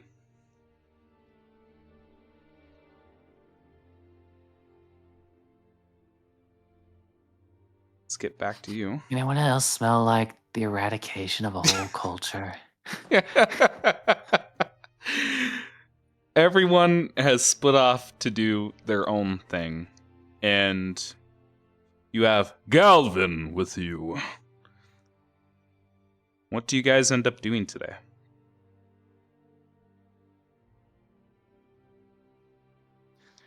So, well, it's I guess kind of like leading into like what I mentioned before, but it's like Eddie is spending this time and maybe even getting Galvin to assist. It's like just trying to collect, as it were. It's like survivors, maybe even provide some care. Like I said, even using some of his intermittent rest to literally provide them with some food for the day. Ha ha! Sure thing, Otterman. I can do Like- it. And in Galvin's case, I'm sure that he would be just as well at like maybe helping people out of rubble. Yeah, we see him just like fucking Herculean strength, just carrying large boulders and moving them to the side. Some survivors trapped under, others just destroyed and mashed corpses. And you know what? For shits and giggles, Eddie, give me one investigation check.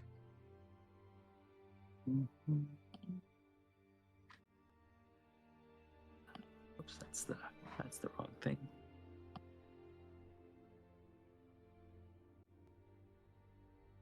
And again, as you are just smoking your vape, looking around, we see Galvin just moving ice chunk after ice chunk.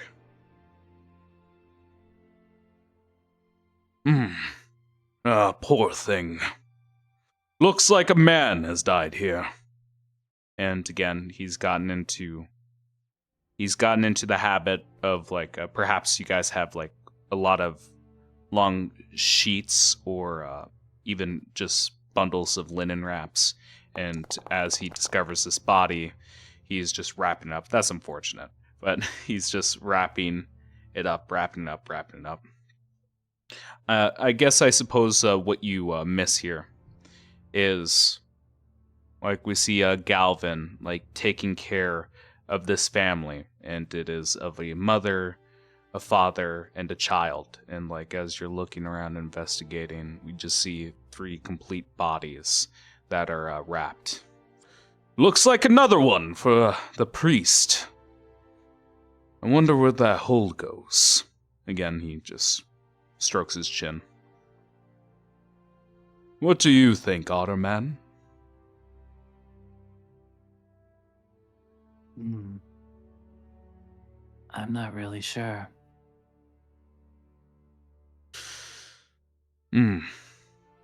Quite unfortunate. All of them passed away before they could truly express themselves or inspire others. And he lingers for a moment, squints his eyes. Maybe I'm wrong. And Squints his eyes, looks around at all of Frostheart.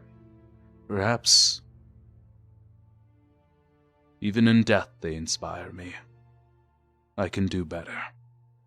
Slowly nods his head. I will do better.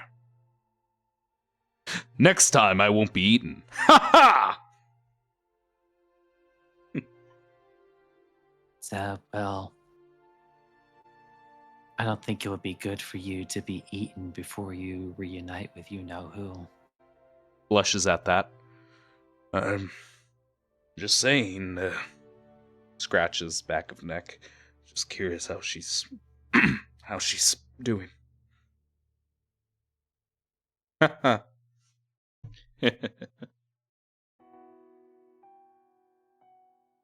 But as you guys go through this process, Eddie, like in the corner of your eyes, you see two glowing like beads of light staring at you in the shadows.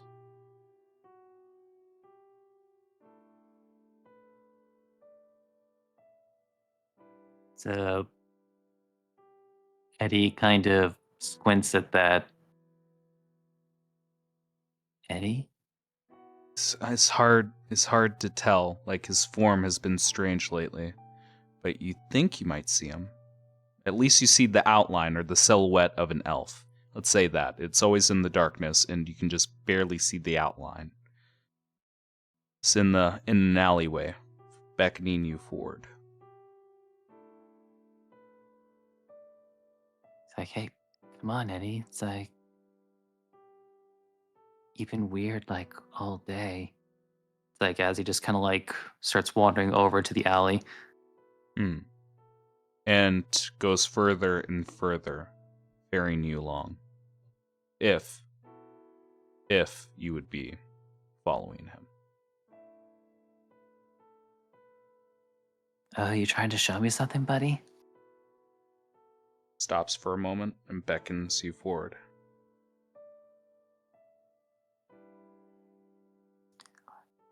So then he'll continue following.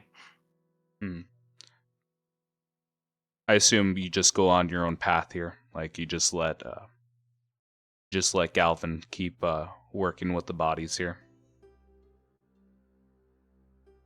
Yeah, and also I'm not sure how well he would fit in some of these alleys, so... Yeah, that's a good point. Maybe he's even keeping up the conversation, not needing you. you know, Otterman, I've grown to respect you. You've got a lot of spunk, if you catch my drift. Ha ha! Yes, I feel that we'll have a long history together of friendship and bonds in battle. Yes, we shall paint the battlefield. Ha ha! Ha ha! You just hear him in the distance. But yes, you go down the staircase, and this is before everything else happens. Like before, well, I would even say at this point you see Aluya giving a sermon as you're walking by down the staircase.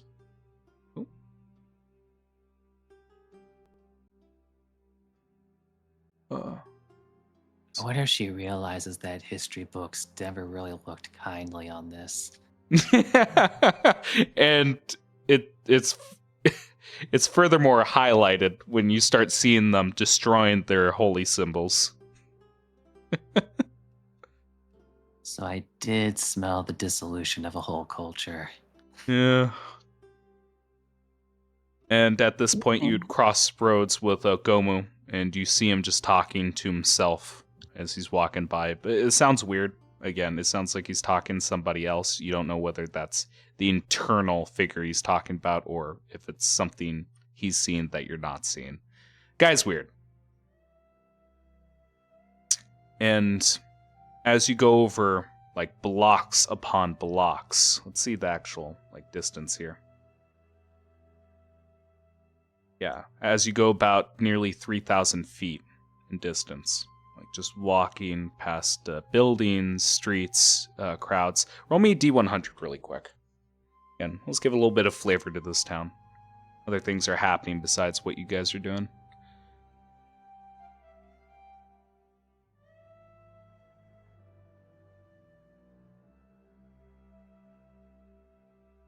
is. There we go. All right. Let's have a look here.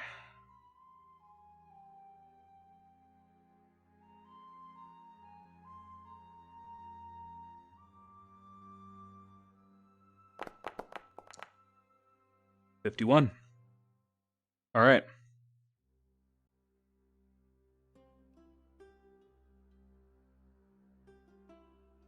Okay. I would say at this point you see something weird. You do see someone of great renown on the street, covered or swarmed by I'd say roughly 100 sea elves. It's flowing across the street. In fact, you actually have to go out of your way to go a couple blocks in a weird direction to get around it.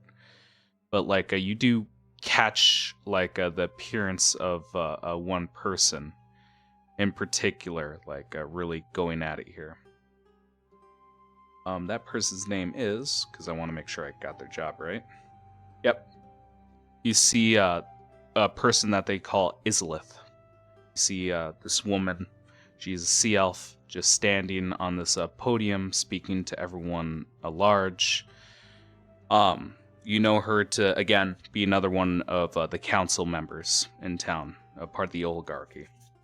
And by the sounds of it, it sounds like she's in charge of culture and religious affairs, and she's dealing with the hot-pressed issue that you guys have caused. People are wondering if it's okay to have Genasi in town, and she has been giving the typical political roundabout, if you know what I'm talking about. She's saying a lot without saying anything at all, and it seems to be appeasing people. She's not giving firm answers of whether it's yes or no. She is biding her time, making the public complacent until she has a talk with your group. And perhaps she might even steal a glance at you as you're walking by, and you take her focus for a moment. Then she goes back to the crowd just saying, "It is all right, it is all right. What can be said? A lot of our kind have been saved by these people. I mean, it would be rude to kick them out." And again, going something along those lines. Again, we have a nice comparison, or a nice contrast between what's being said here, what you guys have done, and what Aluya is about to do. But yes, you end up going to the Castaway Quarter. This place is just against the wall of this cavern, and it feels like it's being swallowed up by the town hall. And Eddie is just leading you through these alleys. You're following these green motes of lights, his eyes. And a lot of the city is partially sunken. As you're walking through here, you're in knee-high water for most of it. It seems like this is the most unpleasant place to be. And worst of all, the people who can breathe underwater, the people that can survive these circumstances, don't make up most of the population of this district.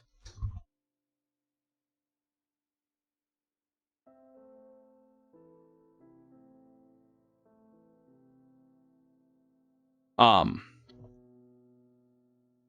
lot of the people that make up this particular district are foreigners. You see, again, a Goliath here and there. You see, perhaps a kobold, a few humans, just all the races. Kobold.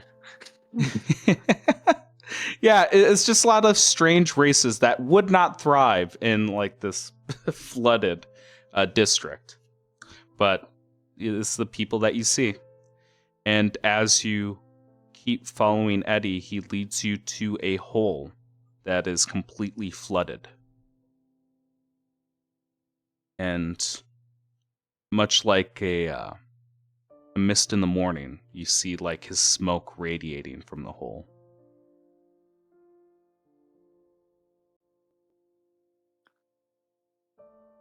How big is this hole? It's pretty tight. I would say it is a small hole. like small size category. So you'd have to squeeze to make it through. And it's that kind of claustrophobia where you might get stuck if you can't breathe underwater, and it might kill some people.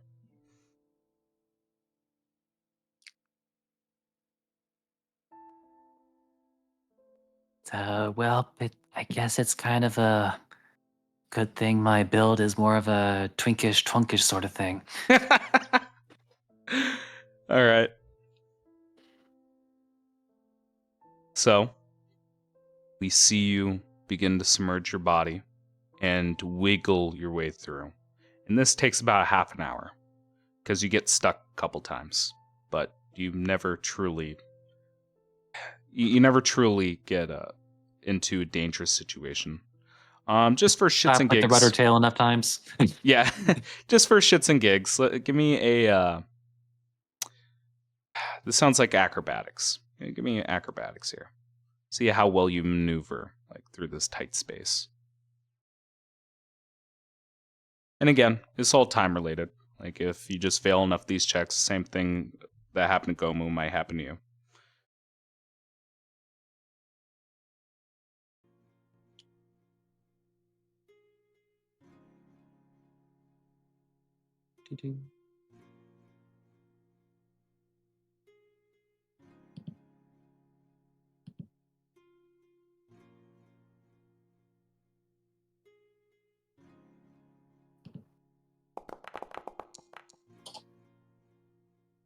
Okay. Nothing time consuming happens. You begin to wiggle your way through this flooded tunnel.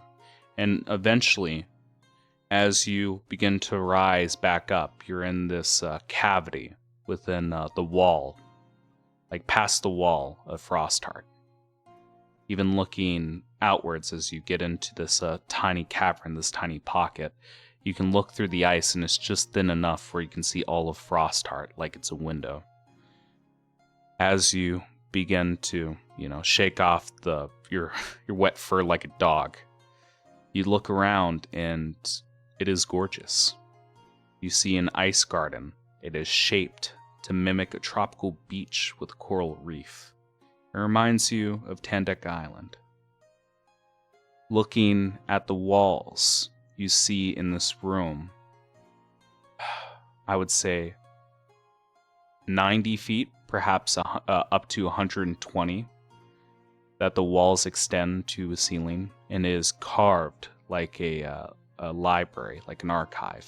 It's just shelves with holes, and within each one of these holes you see ice tablets, each one carved. Towards the garden itself, you see one red, a beach rose, and it's made of red ice. You see it just stands out amongst everything else. Very strange area, very strange place.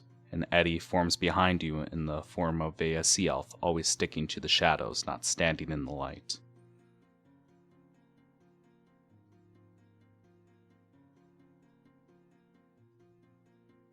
Is this what you wanted to show me? Nods, and you see him playing with a dagger. Again, this dagger completely made of shadow, biting his thumb against the edge.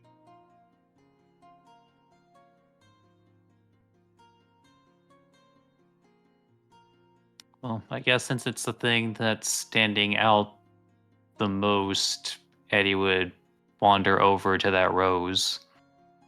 Yeah, you go to the rose again, like each one of these ice tablets shining with a prismatic light. It gives like an almost spot-like effect to this rose at the center of the room. And you look at it, and it's so strange. It looks like it's a fire encased in ice. And as you look at it, give me an Arcana check.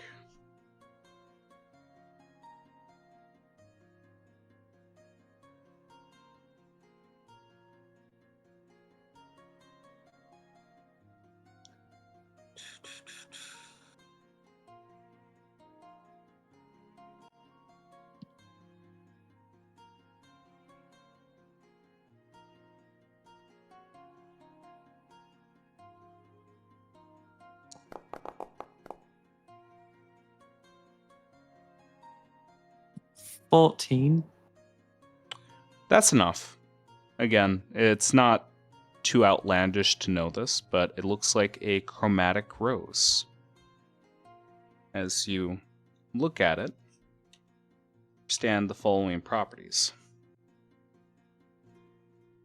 So with a chromatic rose, as you hold it, you gain resistance to the damage type. If you were to take 10 or more of that damage type from a single source, the rose disintegrates. As an action, you can blow the petals, and it will produce a 20-foot cone of that element. Each creature within the cone has to make a Constitution saving throw or take 3d10 of that damage. Save will half. But again, it's a rose in the room.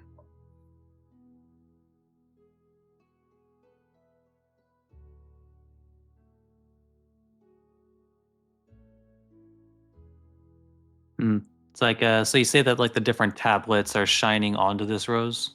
Yeah. It's like, I guess since like they seem to have inscriptions, like what do these tablets say?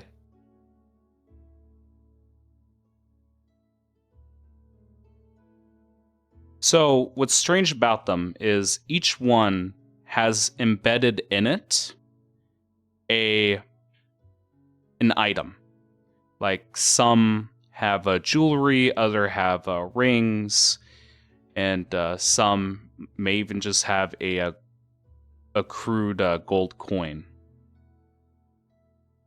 For example, if you just pull one out at random, you'll see a diplomatic seal carved into a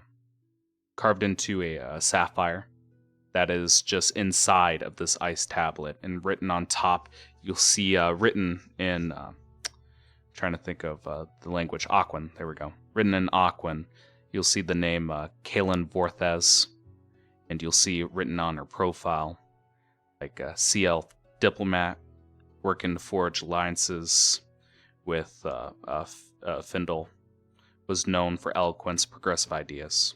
And you just see, at the very bottom, collapsed ceiling in study, rigged with brittle supports.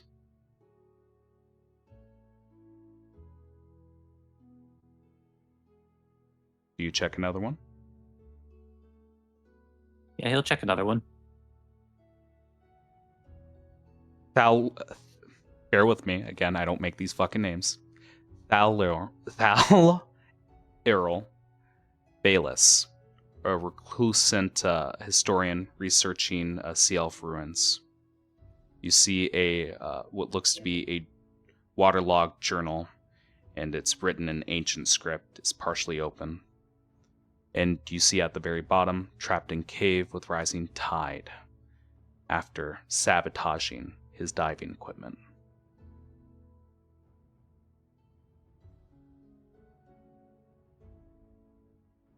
And you see that pattern. Profile, memento, and demise. And this is a full gallery full of them.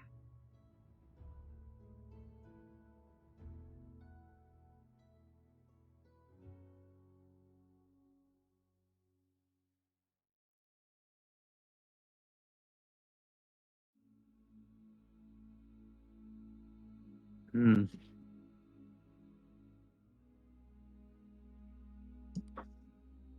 It's like, and all of these seem like, is there any particular like common theme with their positions, or really just kind of like just dedications to a variety of kinds? Variety of kinds. What you're beginning to see is, and again, if you just spend time looking at it, it seems like whoever's responsible for this little hideout here is responsible for the actions in itself. Proof's in the pudding with the item, the inscriptions. This seems like a sick gallery to an individual.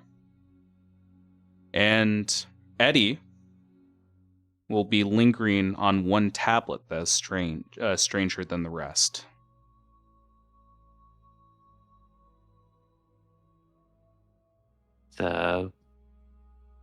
Looks over to it and sees what's unique about that one. You see etched on the ice tablet your name, Eddie Hayes.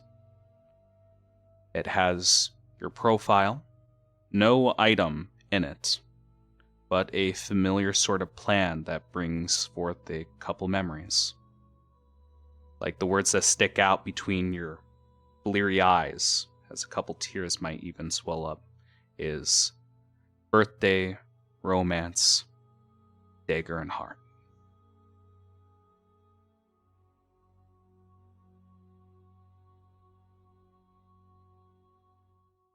Seems to be the most recent, and it doesn't seem to be completed.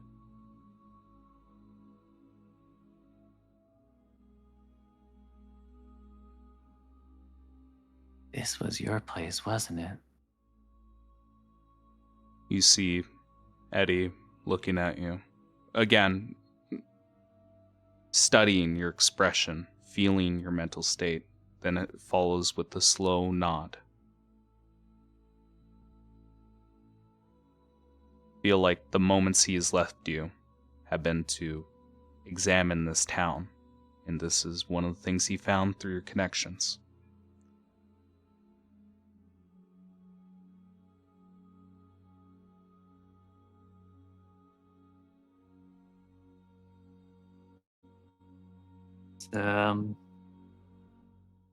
Eddie.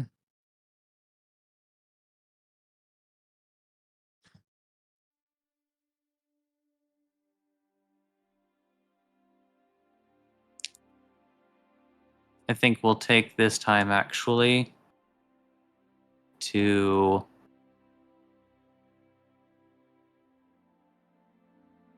he will actually try to essentially rub out the etching on this particular tablet.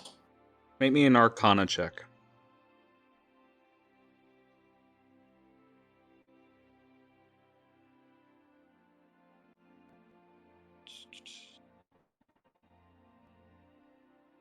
Oops.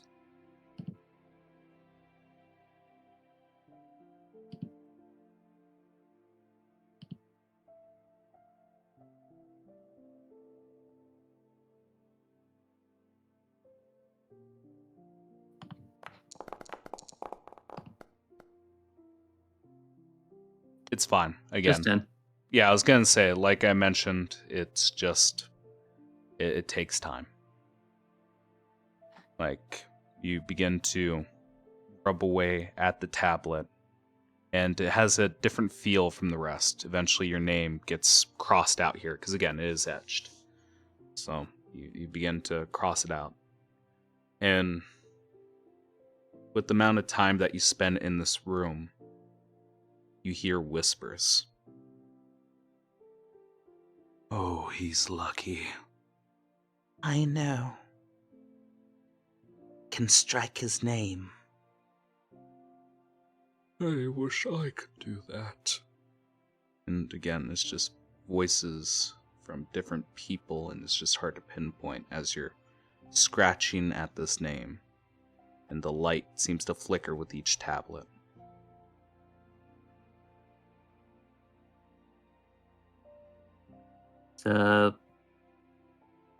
Then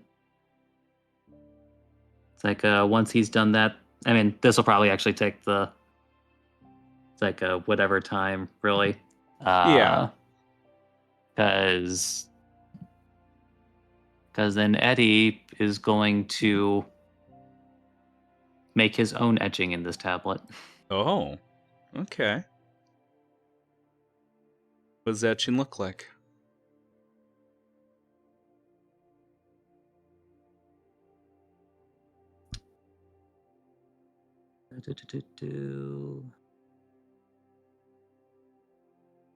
Sorry, I'm looking for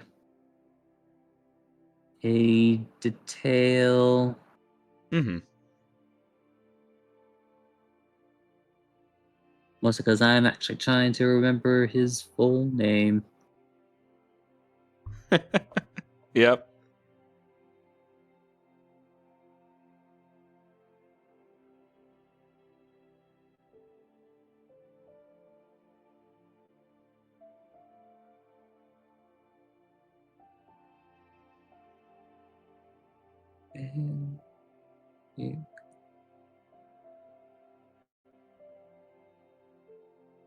Ah, there it is.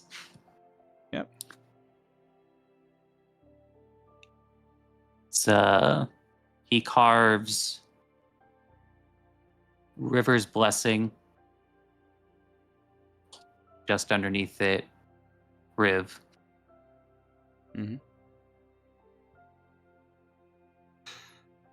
Yeah, and again, that just towards the whole party. This is this character's full name.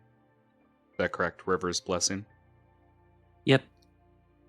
As you write that down, like as you finish the Y perhaps, or even the final hyphen for Riv, something occurs to you. When you're walking by that crowd, as that woman was giving that speech, you heard a name that didn't ring any bells until right now. Don't worry. Solmeris Blessing will figure all this out. Blessing, blessing, blessing. Perhaps even your eyes dart around the room, and you see a rough portrait of the man that you talked to in this hideout. And you feel those hatred, or that hatred from his eyes boring into you again. And things begin to click.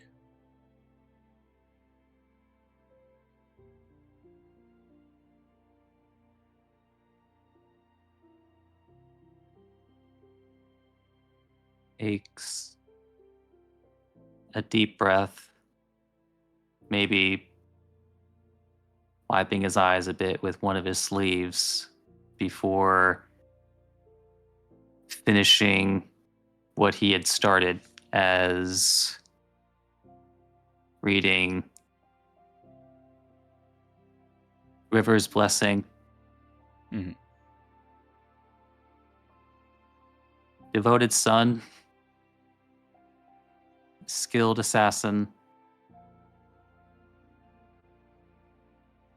captor of an otter's heart.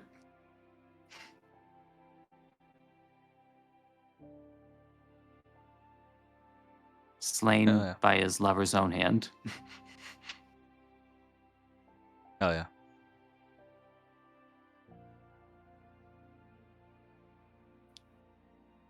However long that you hold on to it, whenever you return it back to its place, you feel a pulse amongst the dead. Each one of these tombstone tablets begins to lose their light and the room becomes darker. Time marches forward. But feels like this room is more at rest now.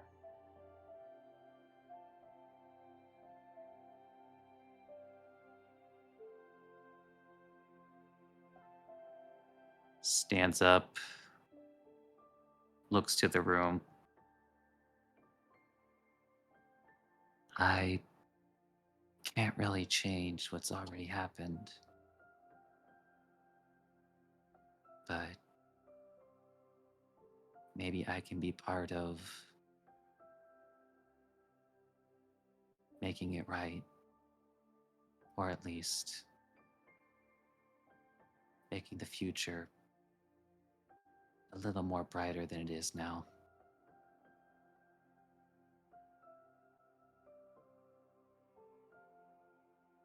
Voice echoes in the room. A bit of reverberation behind it. Perhaps it's from speaking from your heart, or it might just be the acoustics of the room.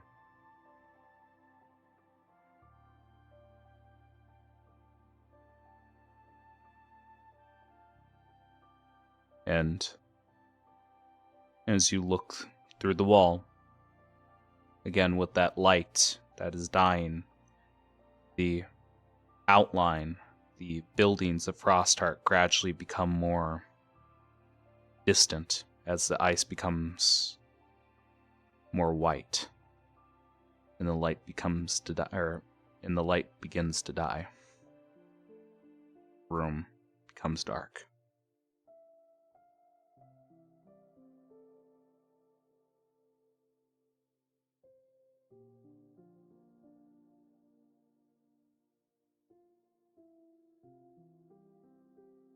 Unless you have anything else to add here, Eddie.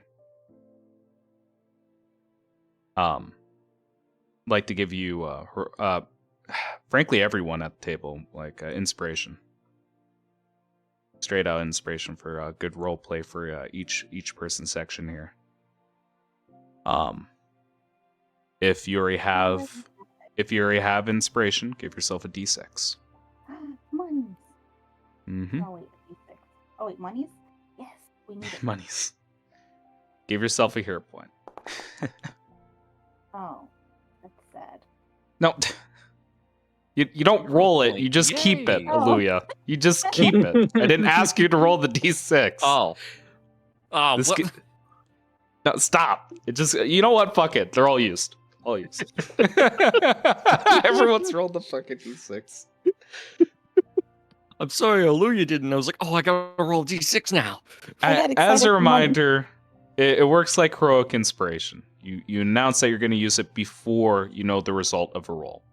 And you can add it Understood. to any d20 test. Good old hero points. Yep. All right. Great, can I transfer mine? Fuck no. So, Damn it.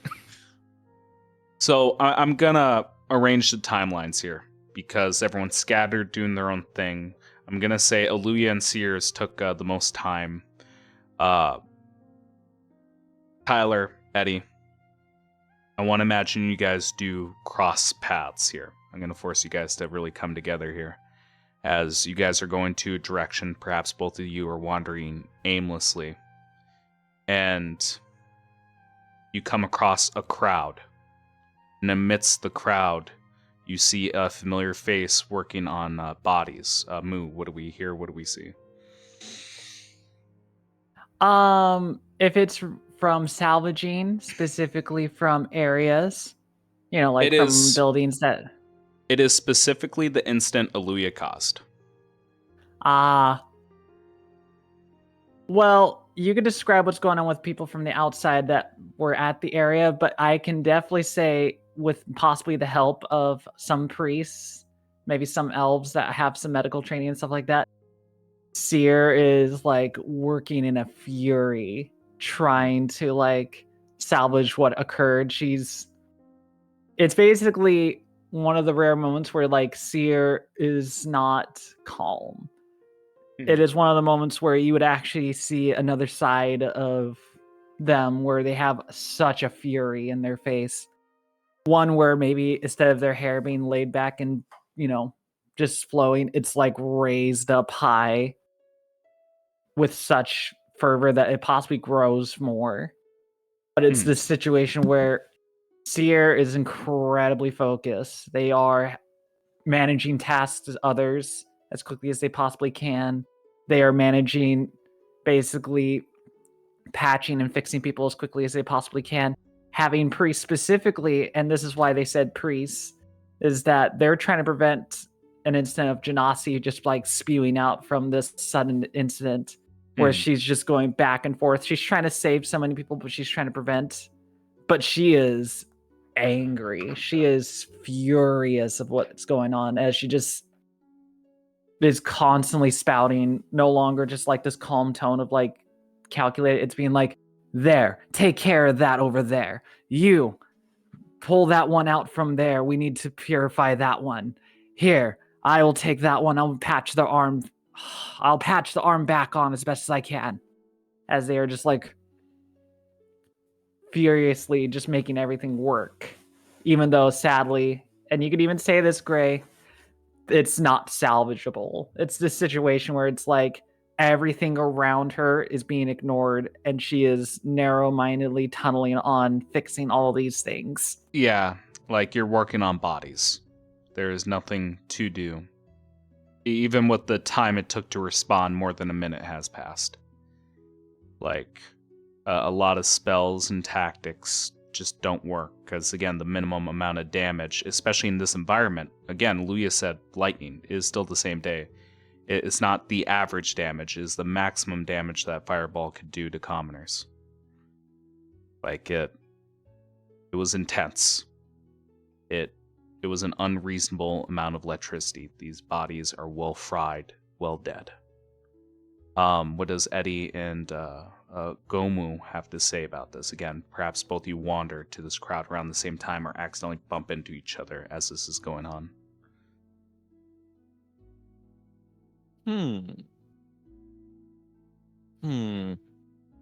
7 out of 10? 7 out of 10? I think it's a 7 out of 10. And then you watch as a blue glow eddy consumes the face of this man who has presumably just appeared behind you. No, I'd put it around a 6, given that the attempts to heal the bodies and that it was just pure power and no real artistic direction. The smell adds to the flavor a bit, but it's only a 6 out of 10. We still have more to learn. Seer, what happened here? I didn't have time to investigate. I was informed that suddenly a mass amount of casualties just occurred. There might have been an attack from someone, and I have no clue where. But right now, I'm just trying to salvage what little occurred. It's I would say it's atrocious. At this moment there'd be a stumbling figure again, still cautious of Seer. I saw it. It was the Genasi. Came around here. Well, I was getting pummeled on. With you, actually. And points at like Seer. Yeah, you and your friend walking by here. Someone tossed a stone. And oh God, she killed them all. I don't believe that. I was somewhere else. I was in the area where literally the centaurs trampled upon people. I was taking care of them, and then I was informed of here. I ain't lying. It's what I saw.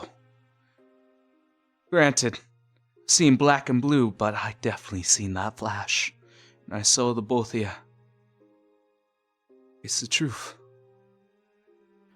I have newfound respect for the two of you. Although, granted, you are trying to heal the bodies. I will say, Gray, and allow me if I can interject a little bit. Go ahead.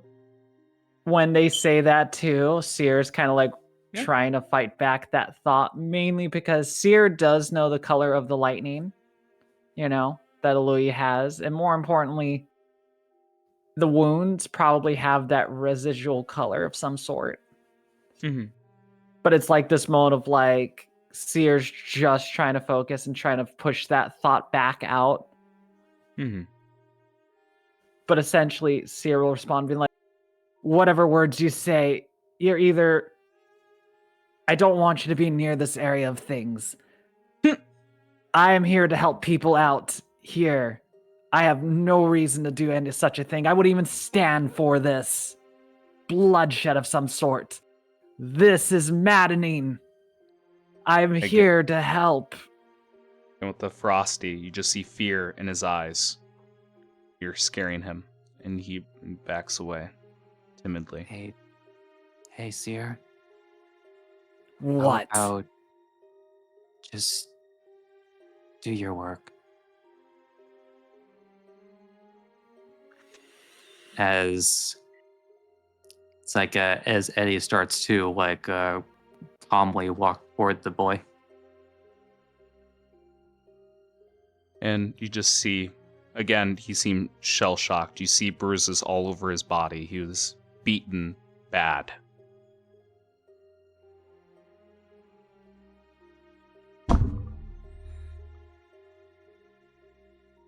What do you do? It's like if you had to put a percentage or a number to it, it's like how badly beaten? On a scale of 1 to 10 of HP, 3. It's a weird scale, but you understand it. A light breeze could kill him. Not enough to say he's on death's door, but it looks like he has a compound fracture on his arm, and half his face is black and blue.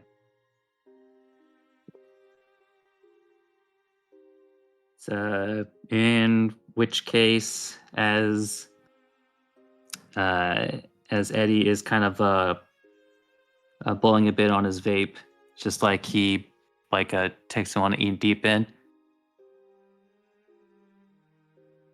Be chill and find peace. As he has a healing word. Hell yeah. Which I'm pretty sure that will just Yeah, it'd be enough with the average. No need to roll. So as his skin returns to that pallid gray, and you hear the bones beginning to snap into place and the fracture begin to heal. Again, imagine the snapping of twigs as the response to this kind of magic. And he looks down to shaking hands. And this is something you're familiar with, and perhaps something you personally experienced, Eddie, or at least know people who have experienced this. You heal the wounds, but the trauma is still... Well, yeah, you'd know better than anyone. The trauma is still there. It just hit me as soon as I started speaking about it. But yeah, you are on the same wavelength. You see him still flinching from being jumped. I didn't do anything. I was helping people out. And they surrounded me. Said I was too nice. Said I cared too much about the tribesmen. Called me a sympathizer.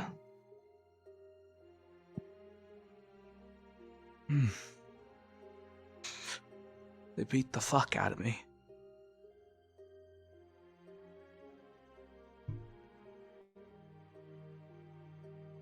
I ain't lying, sir.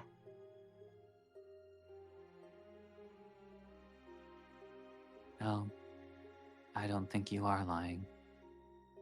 I ain't never seen something like that. Just a flash. And they all dropped.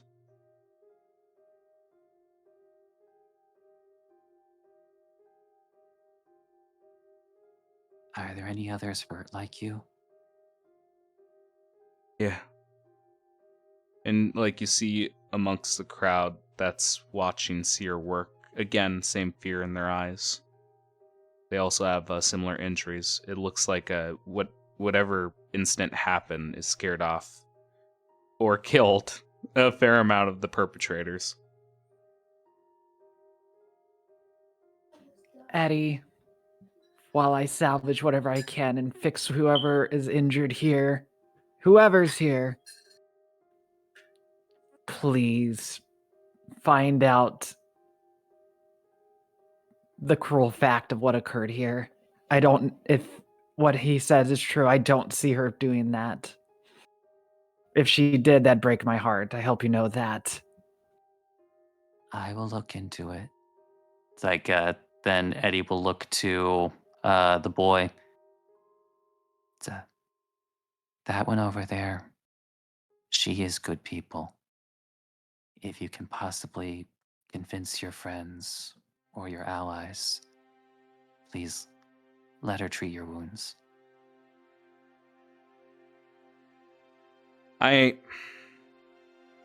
You have advantage, disadvantage because of the circumstances. High DC.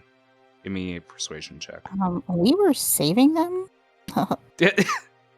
You're welcome, We bitch. were saving them as the murderer. I'm being generous here. So just a straight roll then? Yeah, straight persuasion. Advantage, disadvantage, cancel out. It's going to be a high roll. And you just see him again staring at his hands and shaking. Okay. It's either you lick your wounds or be dead in an alleyway.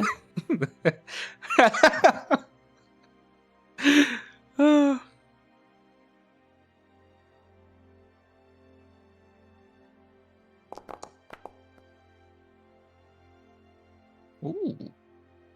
Yeah, you really do have to roll low just to fail. All right.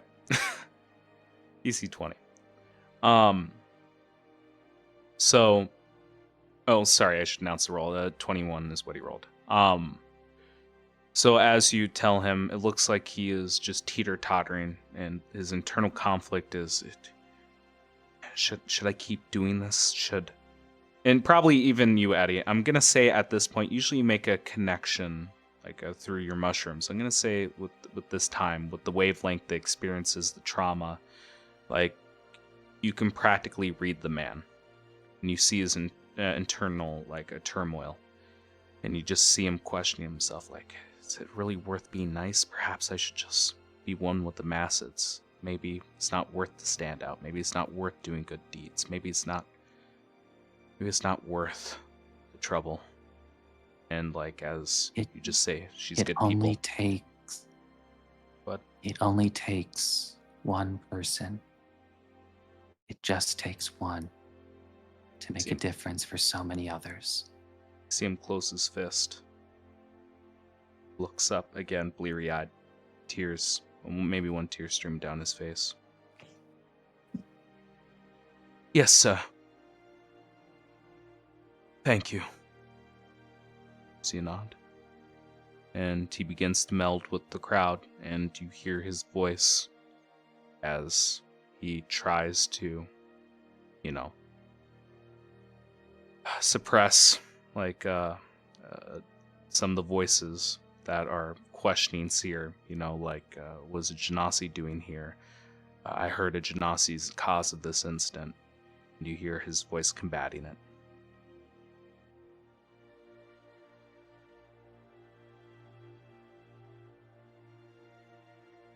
So, yeah, I think this would probably then be Eddie's opportunity to, especially now keeping Seer a bit busy.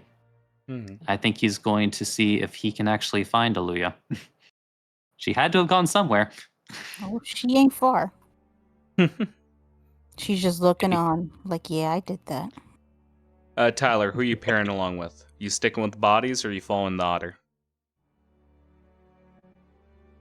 I will be indeed sticking with the delectable sight of the corpses, but if Seer attempts to force Gumo to do anything, he will offer to reincarnate one or two of them. Oh! He will be unhappy about it, but he will, the part that is mostly in control, offer to do so. I actually want to hear this scene. This isn't just an offhand thing to offer. Like, Seer, you're in the midst of working on these bodies. Nothing is working. You're doing a Sisyphean task here. Gomu, what does this approach look like? The colors in that one look quite nice with the burn marks. I don't see why you're trying to fix it.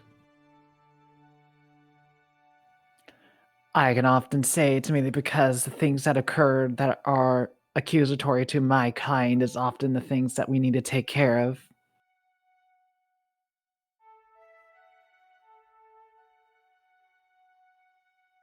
But did your intrepid companion not do this? I've seen her power set before, and it fits.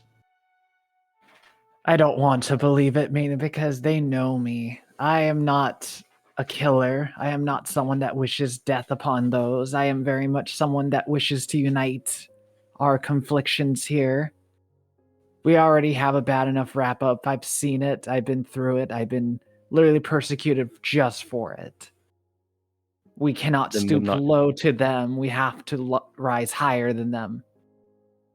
But is death not peace? Not if it's a peace that was forced upon you. I can say with confidence that it's disrupting to be killed suddenly and then finding yourself once more.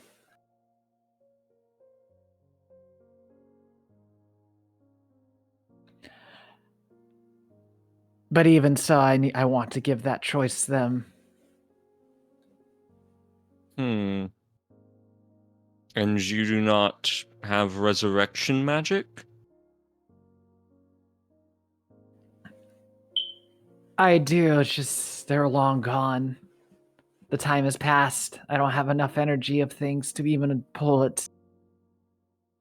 I've literally been working nonstop trying to manage what I had, so I've been burning all my resources, all my potions, all these things to just even manage it all. And thrown on top of it, I'm running thin. And this only happened, what, an hour ago? I have no clue. I'm just trying to make it work. Close enough. You can deduce it by looking at the bodies. Perhaps, possibly. We'll say 45 minutes. If you can bring to be me weird. 1,000 worth of gold, I should be able to bring them back from the dead, at least one or two. That's all I have the strength for at the moment. My pull within the afterlife is not as great as it perhaps once was.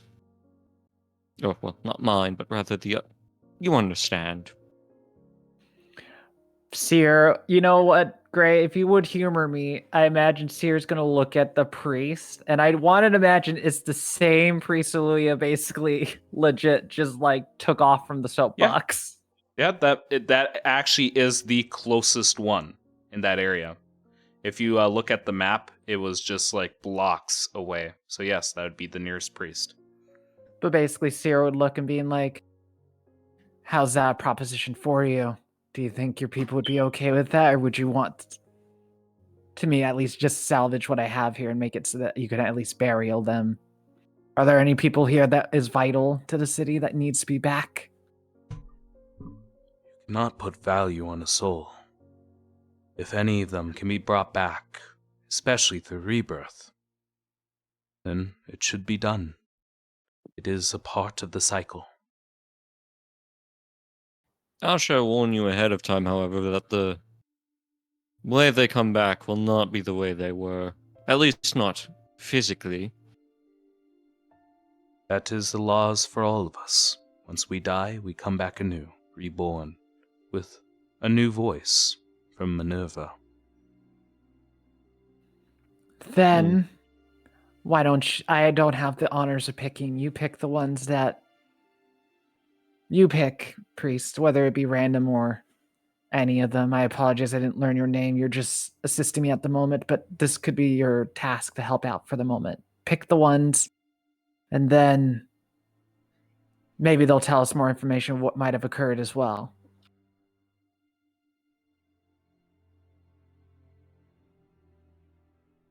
And it will be so. He walks up. He tells you, I am Father Orlis. Put in chat. I am Father Orlis. Yes. It is hard to put a value on somebody's life.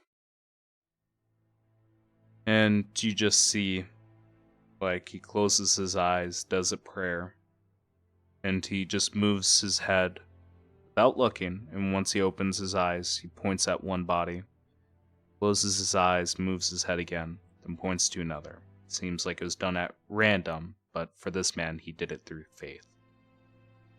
One man, one woman.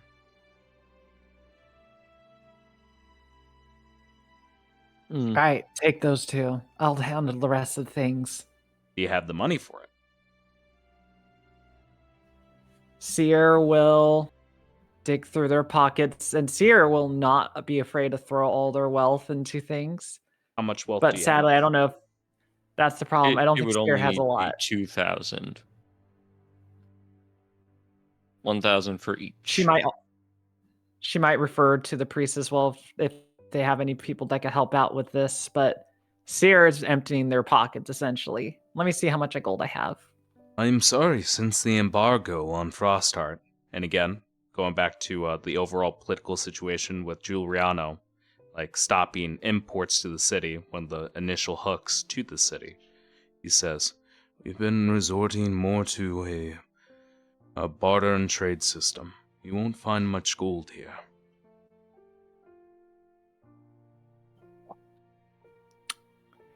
Damn. To be fair, what I This need is- is oils anyway. I'm afraid that Just with some- the recent attack, a lot of our oils have been used up. I can make Yes. them if need be, but I need Yeah. someone to bless it.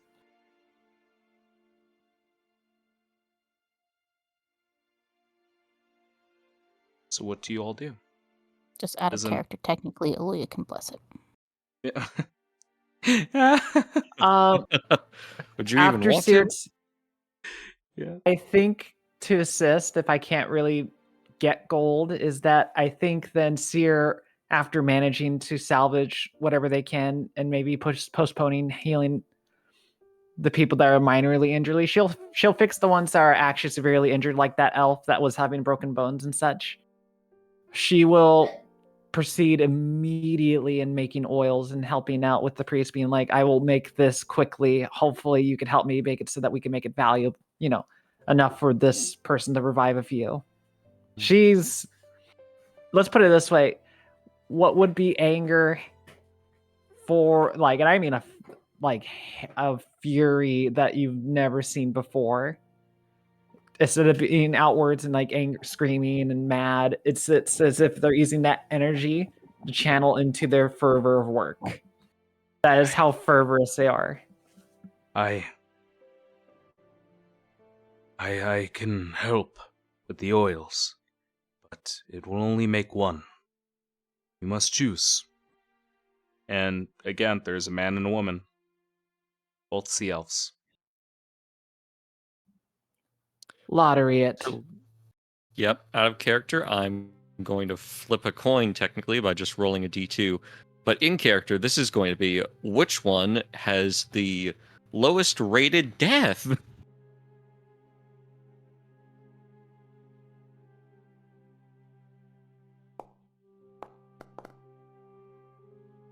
All right, we are bringing back the woman. All right. Sierra, how much currency do you have on you? I don't have a lot of gold, but I have a lot of expensive gems and worth, so I probably would have to burn it through, such as my pearls that I have. Yeah, burn everything to make up for the first cost for 1,000. So delete anything. Then from your what I sheet. will do, Yep. so I'll delete all my gold, Yep. all my silver, Yep. copper's gone. Mhm. I will burn all my gems. Oh my god, that sucks. I'm getting rid Yeah, of just my imagine pearls, it's my being other dissolved gems. in this pot of black liquid.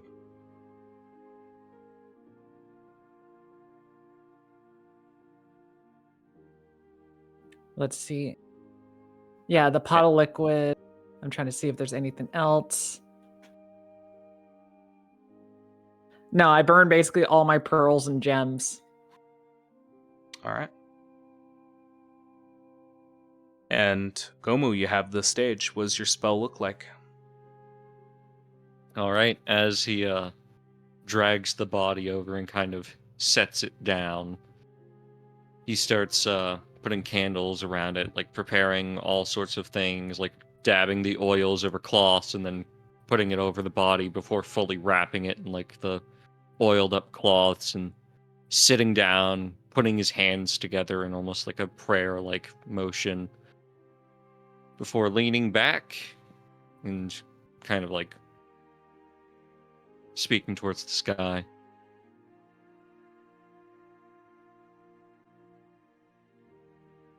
So perhaps you can actually look for once in a more positive direction, rather than focusing on your death addiction.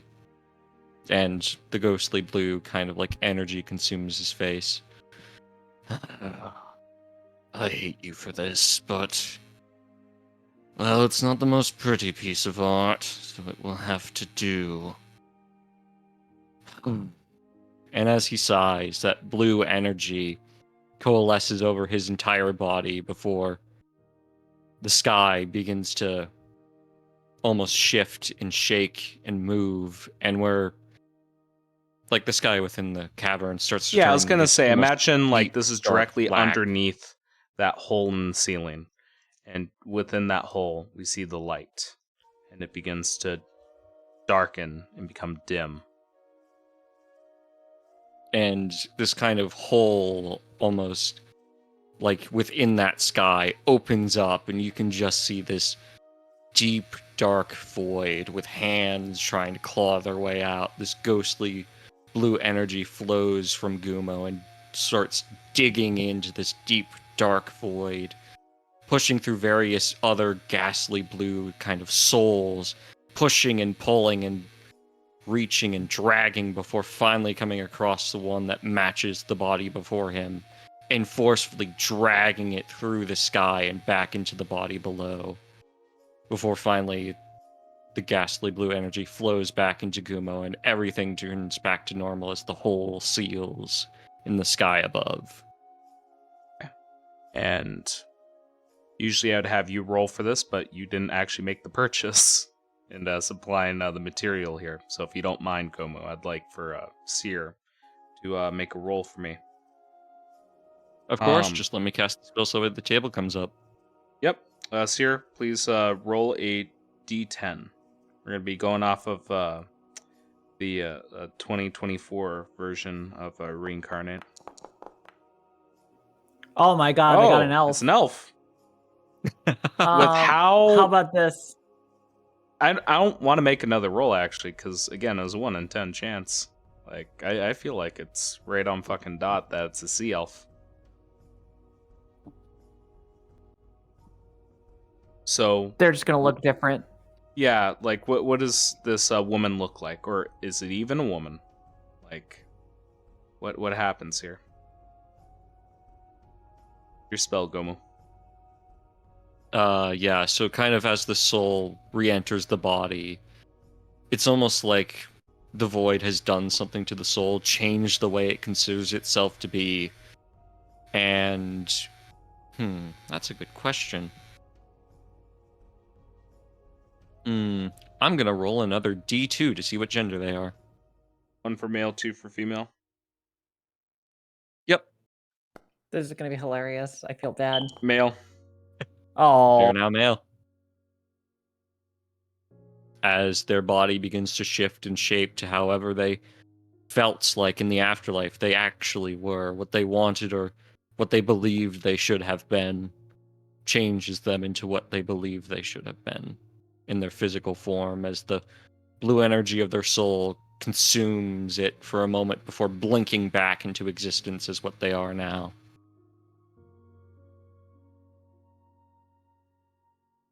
See their eyes beginning to flicker,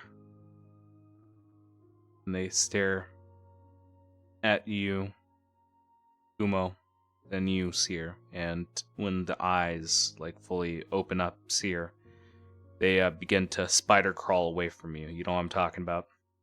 Or the crab walk, I should say. I thought we were talking like the Grudge, like their neck No. just snaps around. I almost got scared there. No more rivals from this guy.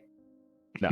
Again, like doing like, you know, a crab walk away from you. Like both legs, hands on the ground, back is still like inches off the ground, and they like scurry away from you. Again, like the memory of you and her is still burned into this soul. The trauma, although the body is healed, the trauma remains. That's the theme of today. Stay away. No more. I yield. I yield. All right, priest, you take over and investigate what occurred. I'm going back to my work. At least it worked in this case to revive them. That fear is a 7 out of 10. It's an 8. Hmm.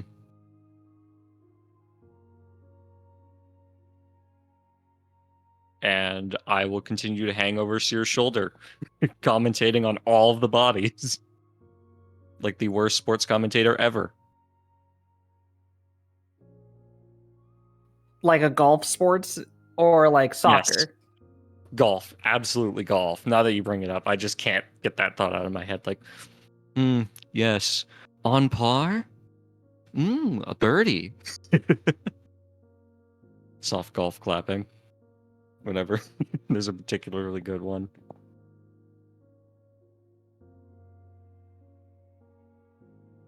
But yeah, Seer would eventually, like, when they see it at work, even though they feel like a little relief, they just go straight back to triaging. They take their job so damn serious. And this is one of the main moments where people would see it's like above and beyond. They are prioritizing life and salvaging whatever they can.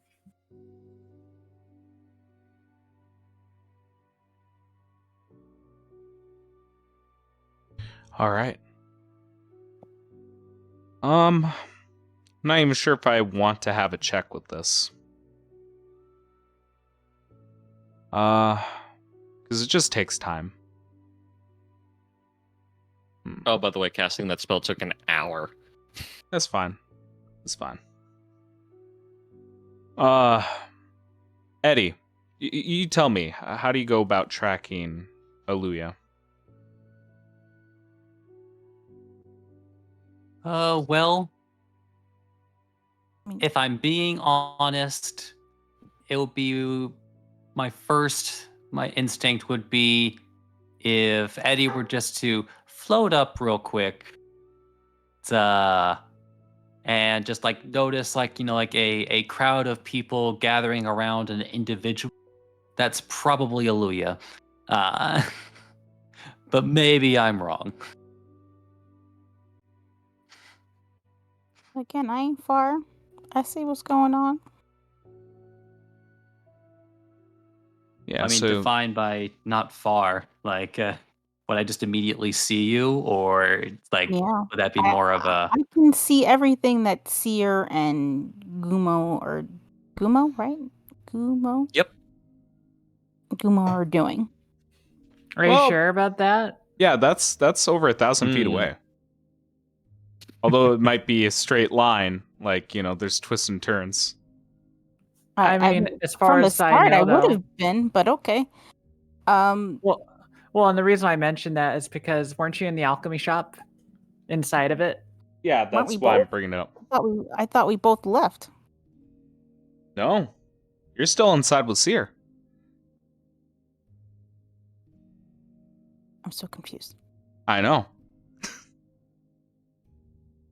Oh. So, Eddie, like, benefit of the doubt here. Like, Oh. Yeah. Chaos. chaos. Benefit of the doubt here. You're rising up, Eddie. You're looking around, and I would say perhaps your eyes would linger on the apothecary shop. I mean, that is a familiar place that you guys have been at, and you know that was a location that Seer was interested in going to. So, it's easy to reason that it may be a location you might check out first before, doing a deep dive here.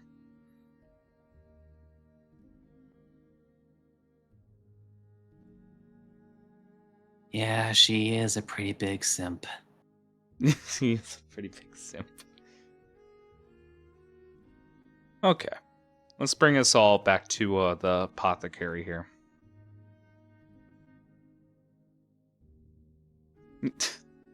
Seer? Or not Seer. Aluya, keep your ass in one place.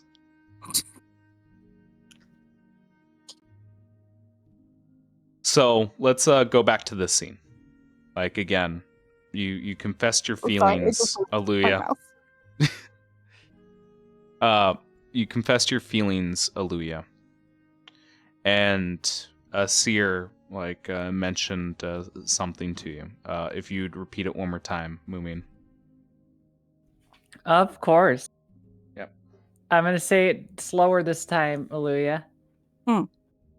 You really would kill for that woman, wouldn't you?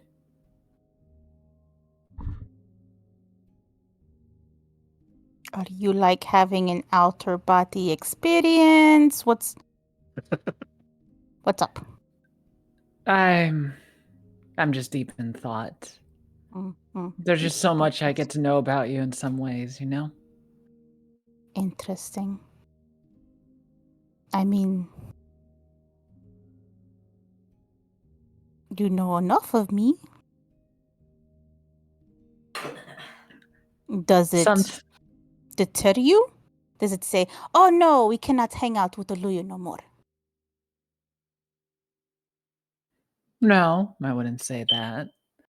Mainly because the more I get to know you, the more I get to understand you. So it would not be right for me to just put my opinion upon you, such as that. Hmm. If you know me, then you definitely understand me.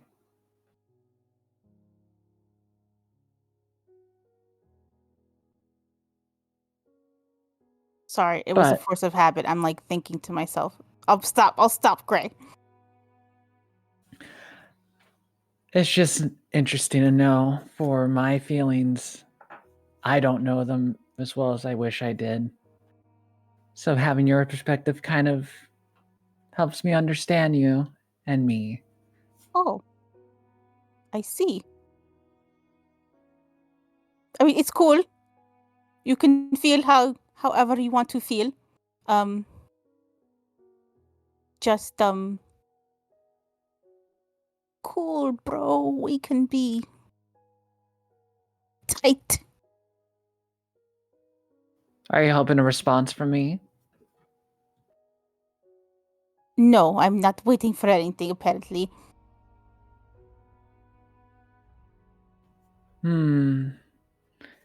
Well, I do have an answer to things, but I always have more questions first, as always. It makes a lot of sense in some ways. I can understand bits and pieces here and there, but for me, while I can understand the actions, the emotions of it directly are hard to understand.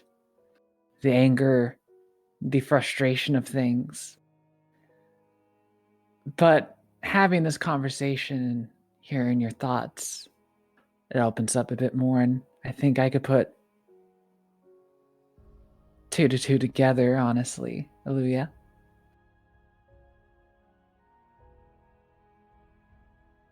I mean, I don't understand. Like, I get it. You're smarter than me. You kind of have to, like, I don't know, dumb it down for me.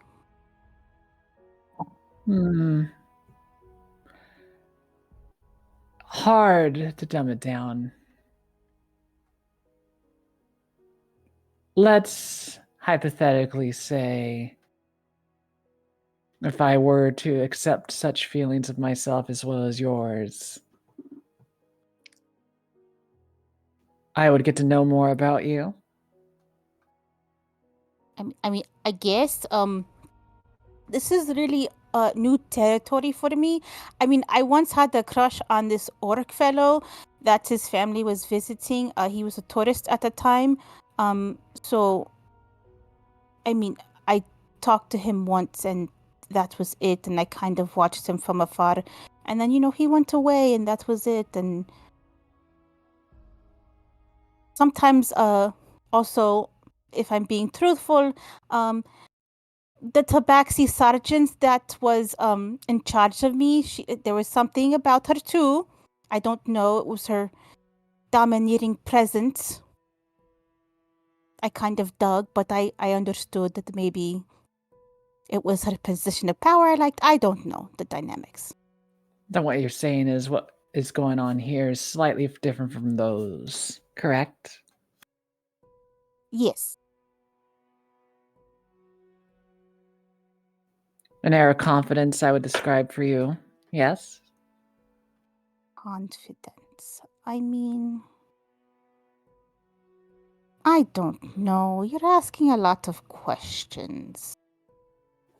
How else would I be able to, how would I describe it, make a sound decision based off not asking questions? If I just went with the flow of my heart, I think it would be pretty obvious, but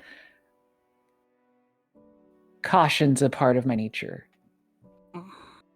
And I will say at that moment, Eddie, again, I read what you said, magical cunning along the way. You begin to approach the shop and you hear two voices through a door that is ajar.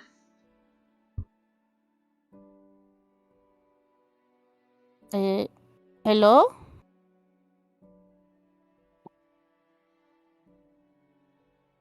Look at that, it's Eddie. Hang on, is anyone hearing Eddie at the moment? Wait, No, now I do. I wasn't saying anything because I got confused. I thought I was at the doorway hearing voices. I didn't know Oh, I'm so they were sorry. directly on the other side. I thought it was okay. the other way. My bad. Yeah, no, Okay. it's that's what confused me. I was like, you guys are responding like he's talking. No, Oh, Eddie, never you mind, begin to never mind. approach and you hear their conversation. Muffled. Yeah, so then albeit. Eddie approaches the door. It's like at least trying to catch what they are saying, or at least determine who is like the voices, who the voices are. Well, you hear Sierra's voice just saying, I want to get to know you. And you could say, I'm cautious.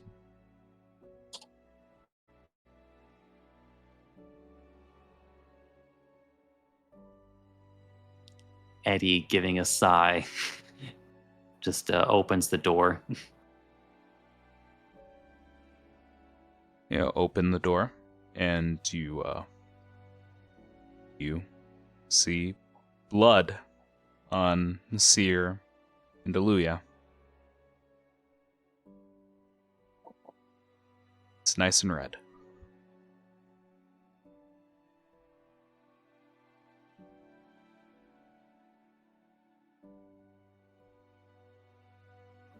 So, Oh, look. Oh, no, good. I was to say, oh, look. It seems as if we've been found. Hard to say our little respite would end eventually. I mean, I wasn't hiding, but okay. But hey, Eddie. I mean, okay. So, stuff went down, and I want to say I'm sorry, but I'm really not sorry, but look, there was this crowd, they were beating on... Before you continue this conversation, Yes. Mun, could you please go somewhere else? What? And I'm going to be taking over here, Moo, as we see the face begin to shift, and we see a white skin, white hair, and almost black shadowy eyes. And she smiles with black lipstick. Ugh. Really? Thank you. Yeah, looking towards Aluya first. It was a pleasure. Thank you so much for You're following very through with your welcome. promise. I would rather you kill me than you be this little bitch about things, yes?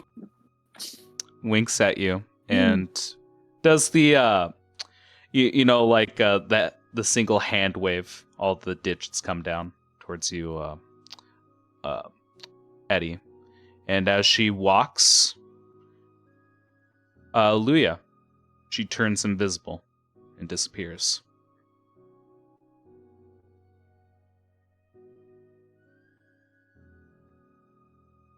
And it is just Eddie and Luya. Eddie, I might have acted too rashly. So Eddie is going to have Eddie close the door behind him. Does so.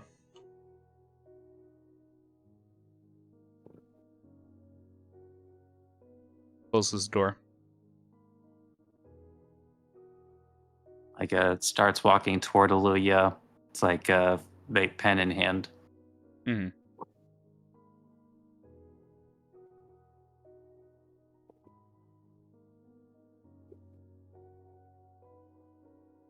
Hear the thunking of your footsteps as you approach.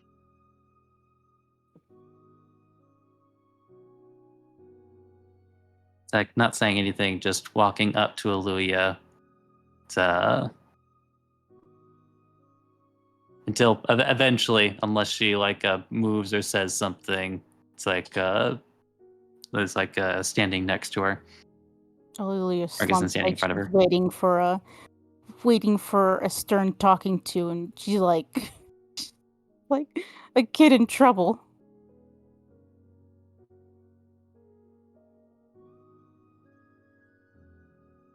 Before you say anything, I thought it was her. And if you saw what had happened, you'd have done the same thing too.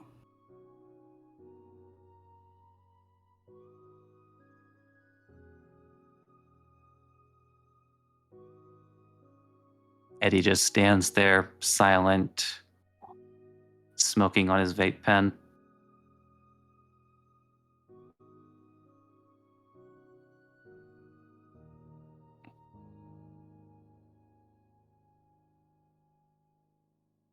The silence is palpable.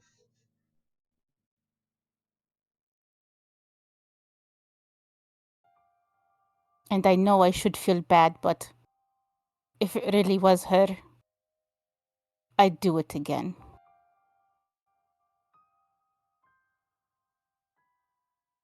But I only feel sorry that it was wasted on Mum. The smoke in the room begins to get a bit thicker. Just lay it on me. Take me away if you must. I will understand. The smoke begins to thicken more. And Aluya, you start hearing thoughts.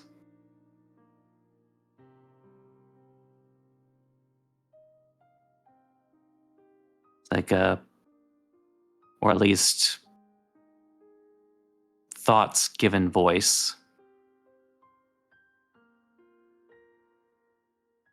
It's like they start as mumbles. It's like, but as the smoke around the both of you, like, begins to become more concentrated, more widespread, they begin to get clearer.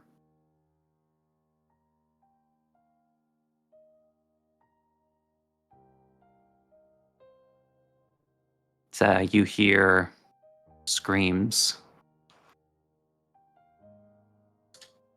You hear cries.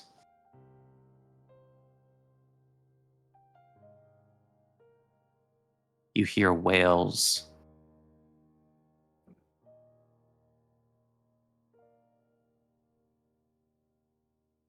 It's like it first starts as, like just disparate voices here and there, but they start to build on themselves until it is one big cacophony in your mind of all of these different horrific sounds: crying, wails, angry shouting.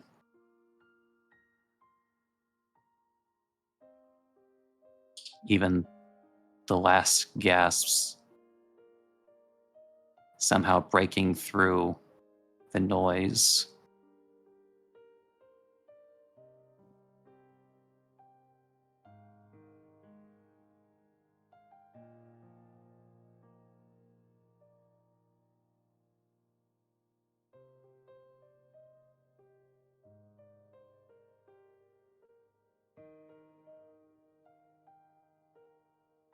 I'm curious as to how Oluya feels about this.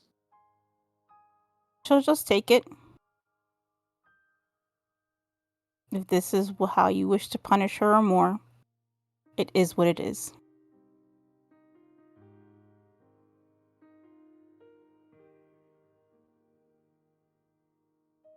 But if you enter her mind, you will see what she sees and feel what she felt.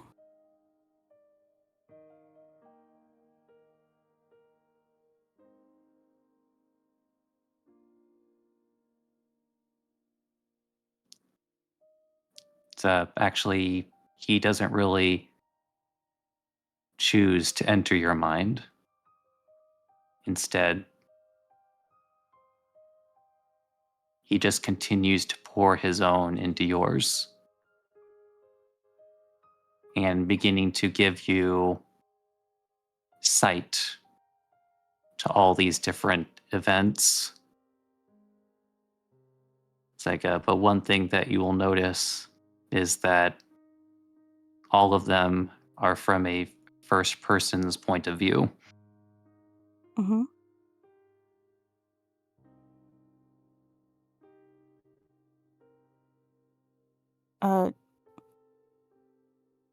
Could she deduce who this point of view is from?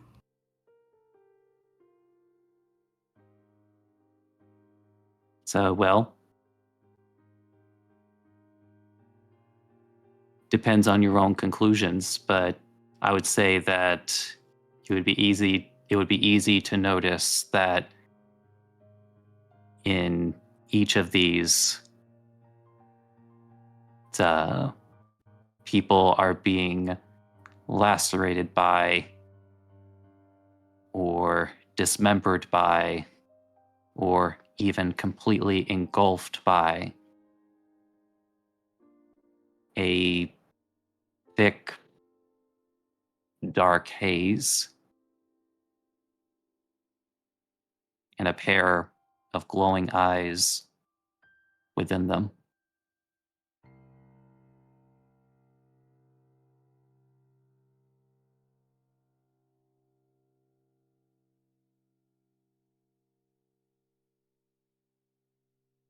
She will kind of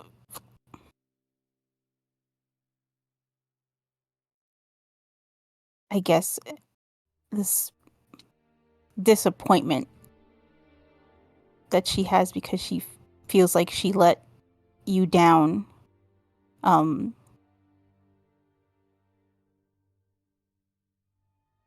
She'll kind of just say, just punish me. I know you must hate me. Just do it. And then he carries her to one more scene.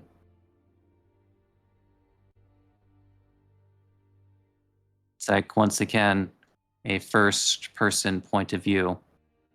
But this time, it seems to be in a familiar room in the dead of night. A sea elf standing before you.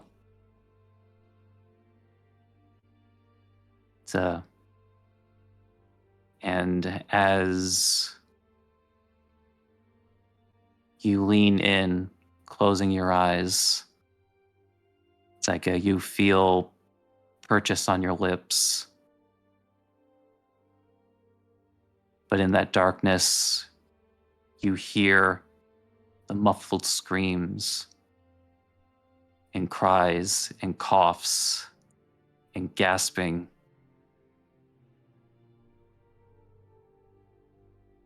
It's like you feel your heart breaking. You feel hot tears streaming down your eyes, to your cheeks.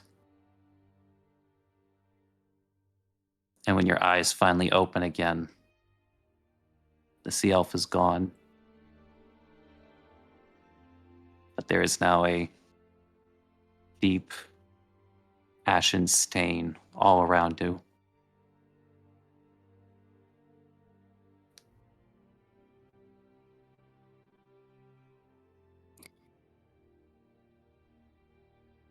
Was that him?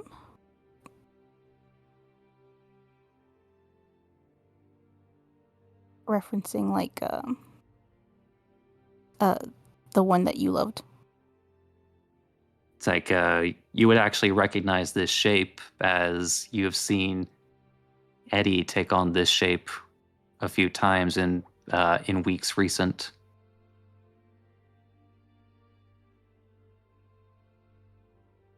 But Eddie says nothing.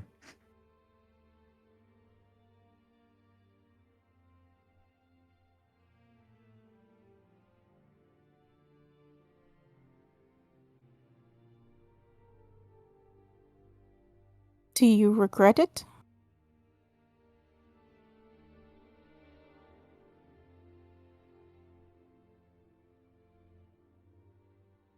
It's Eddie finally just letting his vape pen sort of like a fall to his chest, blowing out.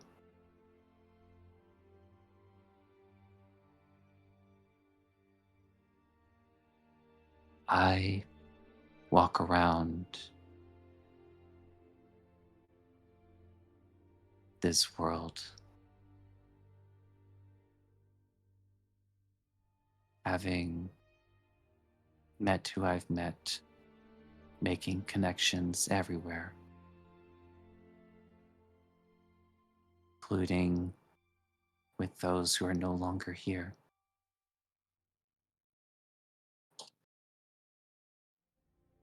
And a fair number of them, maybe not by my own hand, but it is still my responsibility.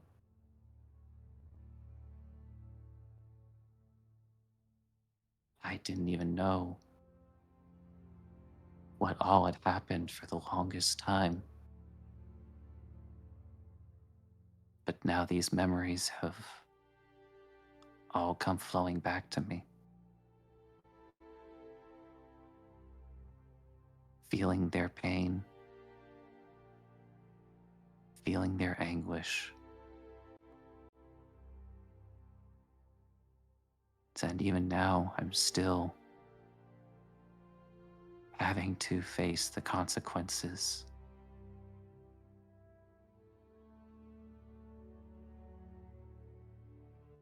To answer your question, Louis, I do regret it. Because I carry with them. I carry with me all of them. We are forever connected. For better or for worse.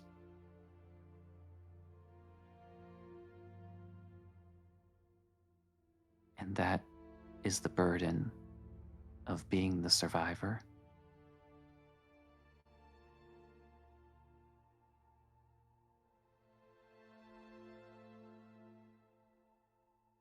The people I've killed, I have to live with that. And the same goes to you. The real question is,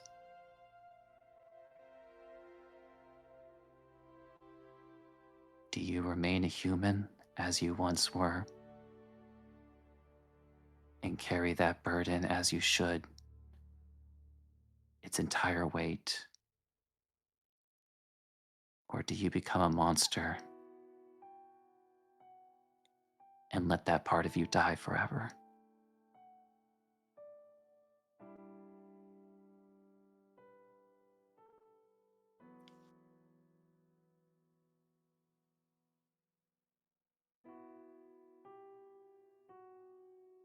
I can't make that decision for you.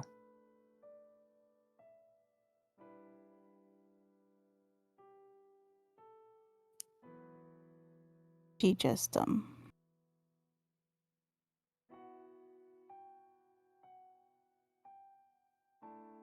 You're right.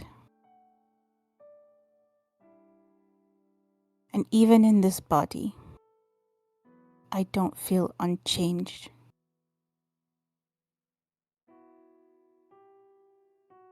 And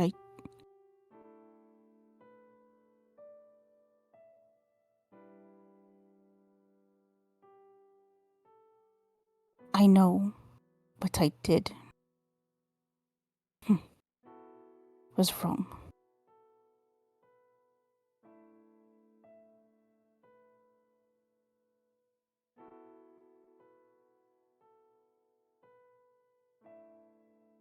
And I feel bad now. Sure.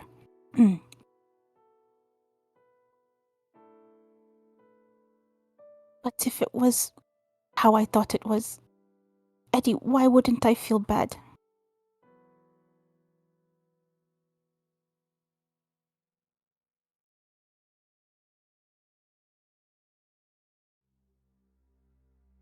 I want to help people. I do.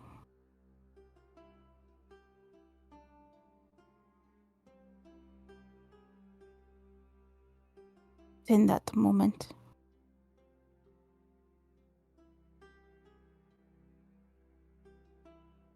when I thought it was her, I felt the most like myself.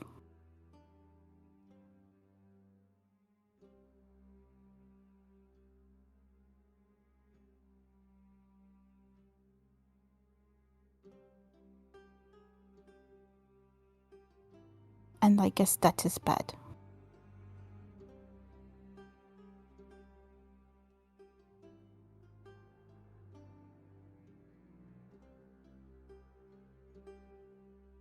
It is not wrong to feel like yourself. But the question you have to ask yourself then, are you being the best that is yourself? Or less than that?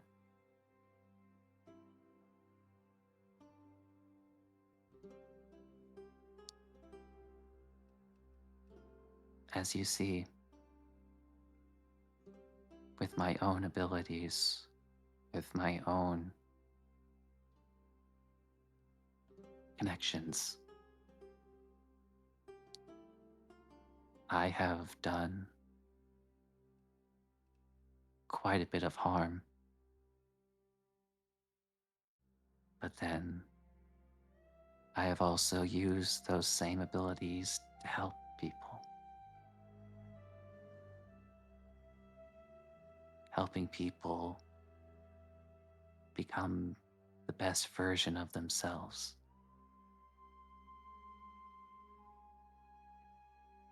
Even if it takes a little bit of dragging out.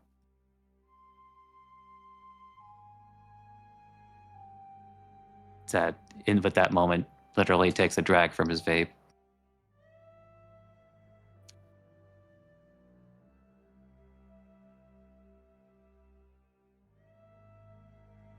We pick and choose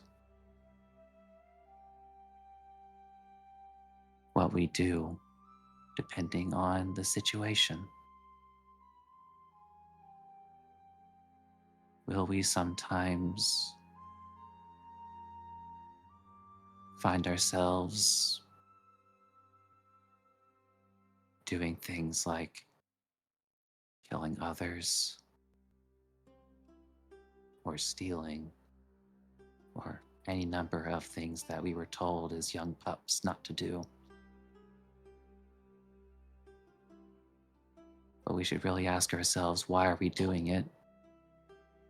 And who are we doing it to?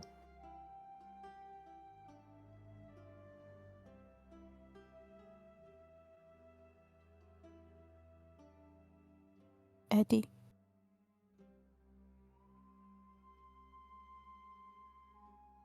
thank you for not turning your back on me.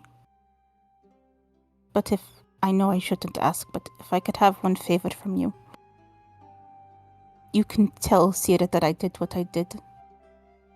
But do not ever tell her why I did what I did. Because I know now that I don't deserve her.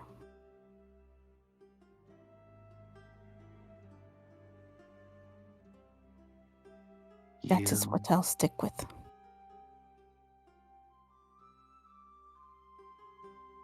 I'm sure that with time, maybe you'll become the woman that you think she deserves. But I do think that you have some growing to do. Do you promise?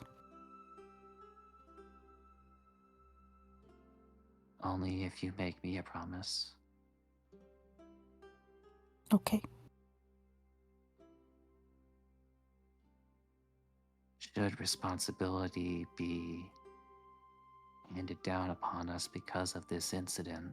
Nothing will happen to you. I will take it all. No. I'm asking you to promise me to not say a word and allow me to take responsibility.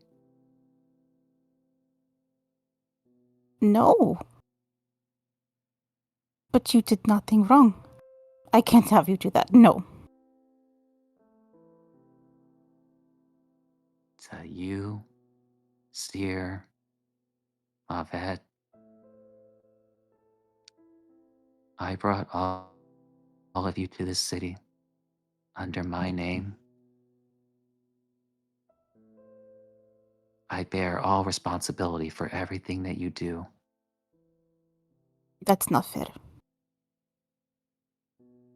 You are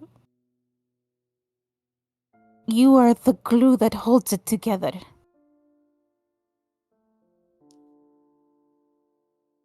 I did what I did.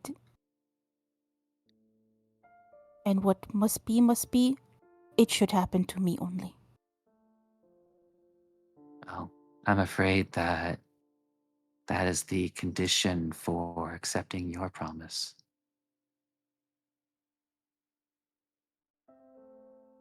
Fine. But if I want to break you out of prison or whatever, I'm going to do it.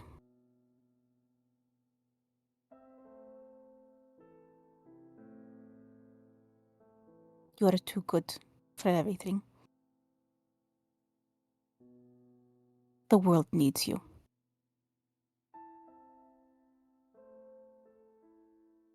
If anything that you do or would choose to do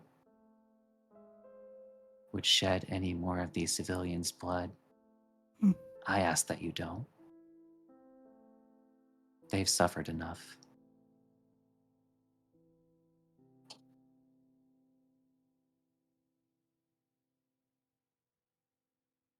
Fine. I promise.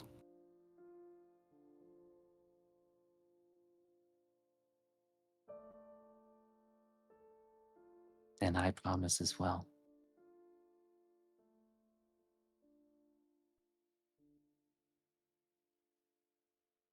Well, do we proceed then?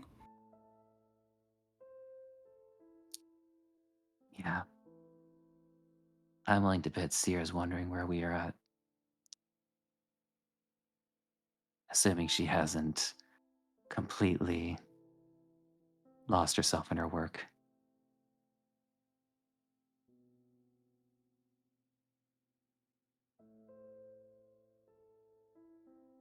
Okay. Okay. Let's go, bruh. She'll kind of suck it up, Buttercup, and wipe the tears away, and she'll follow Eddie.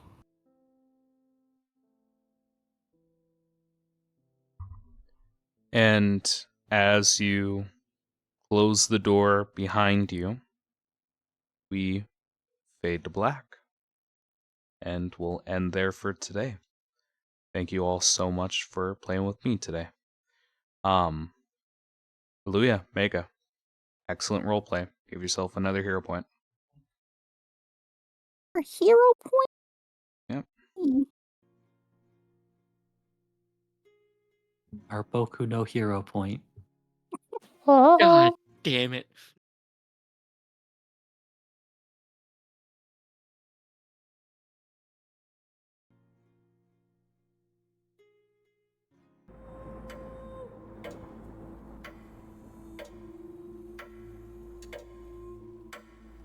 This has been House Common Blood, The intro and outro music is Oh My Dog by Savik, and any other music and sound effects used in the episode are royalty-free.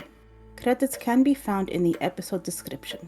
Please review us on whatever podcast listening app you happen to be using, and if you like us, tell other people. Word of mouth is the best way for us to grow. Thank you for joining us. Iola Skyju.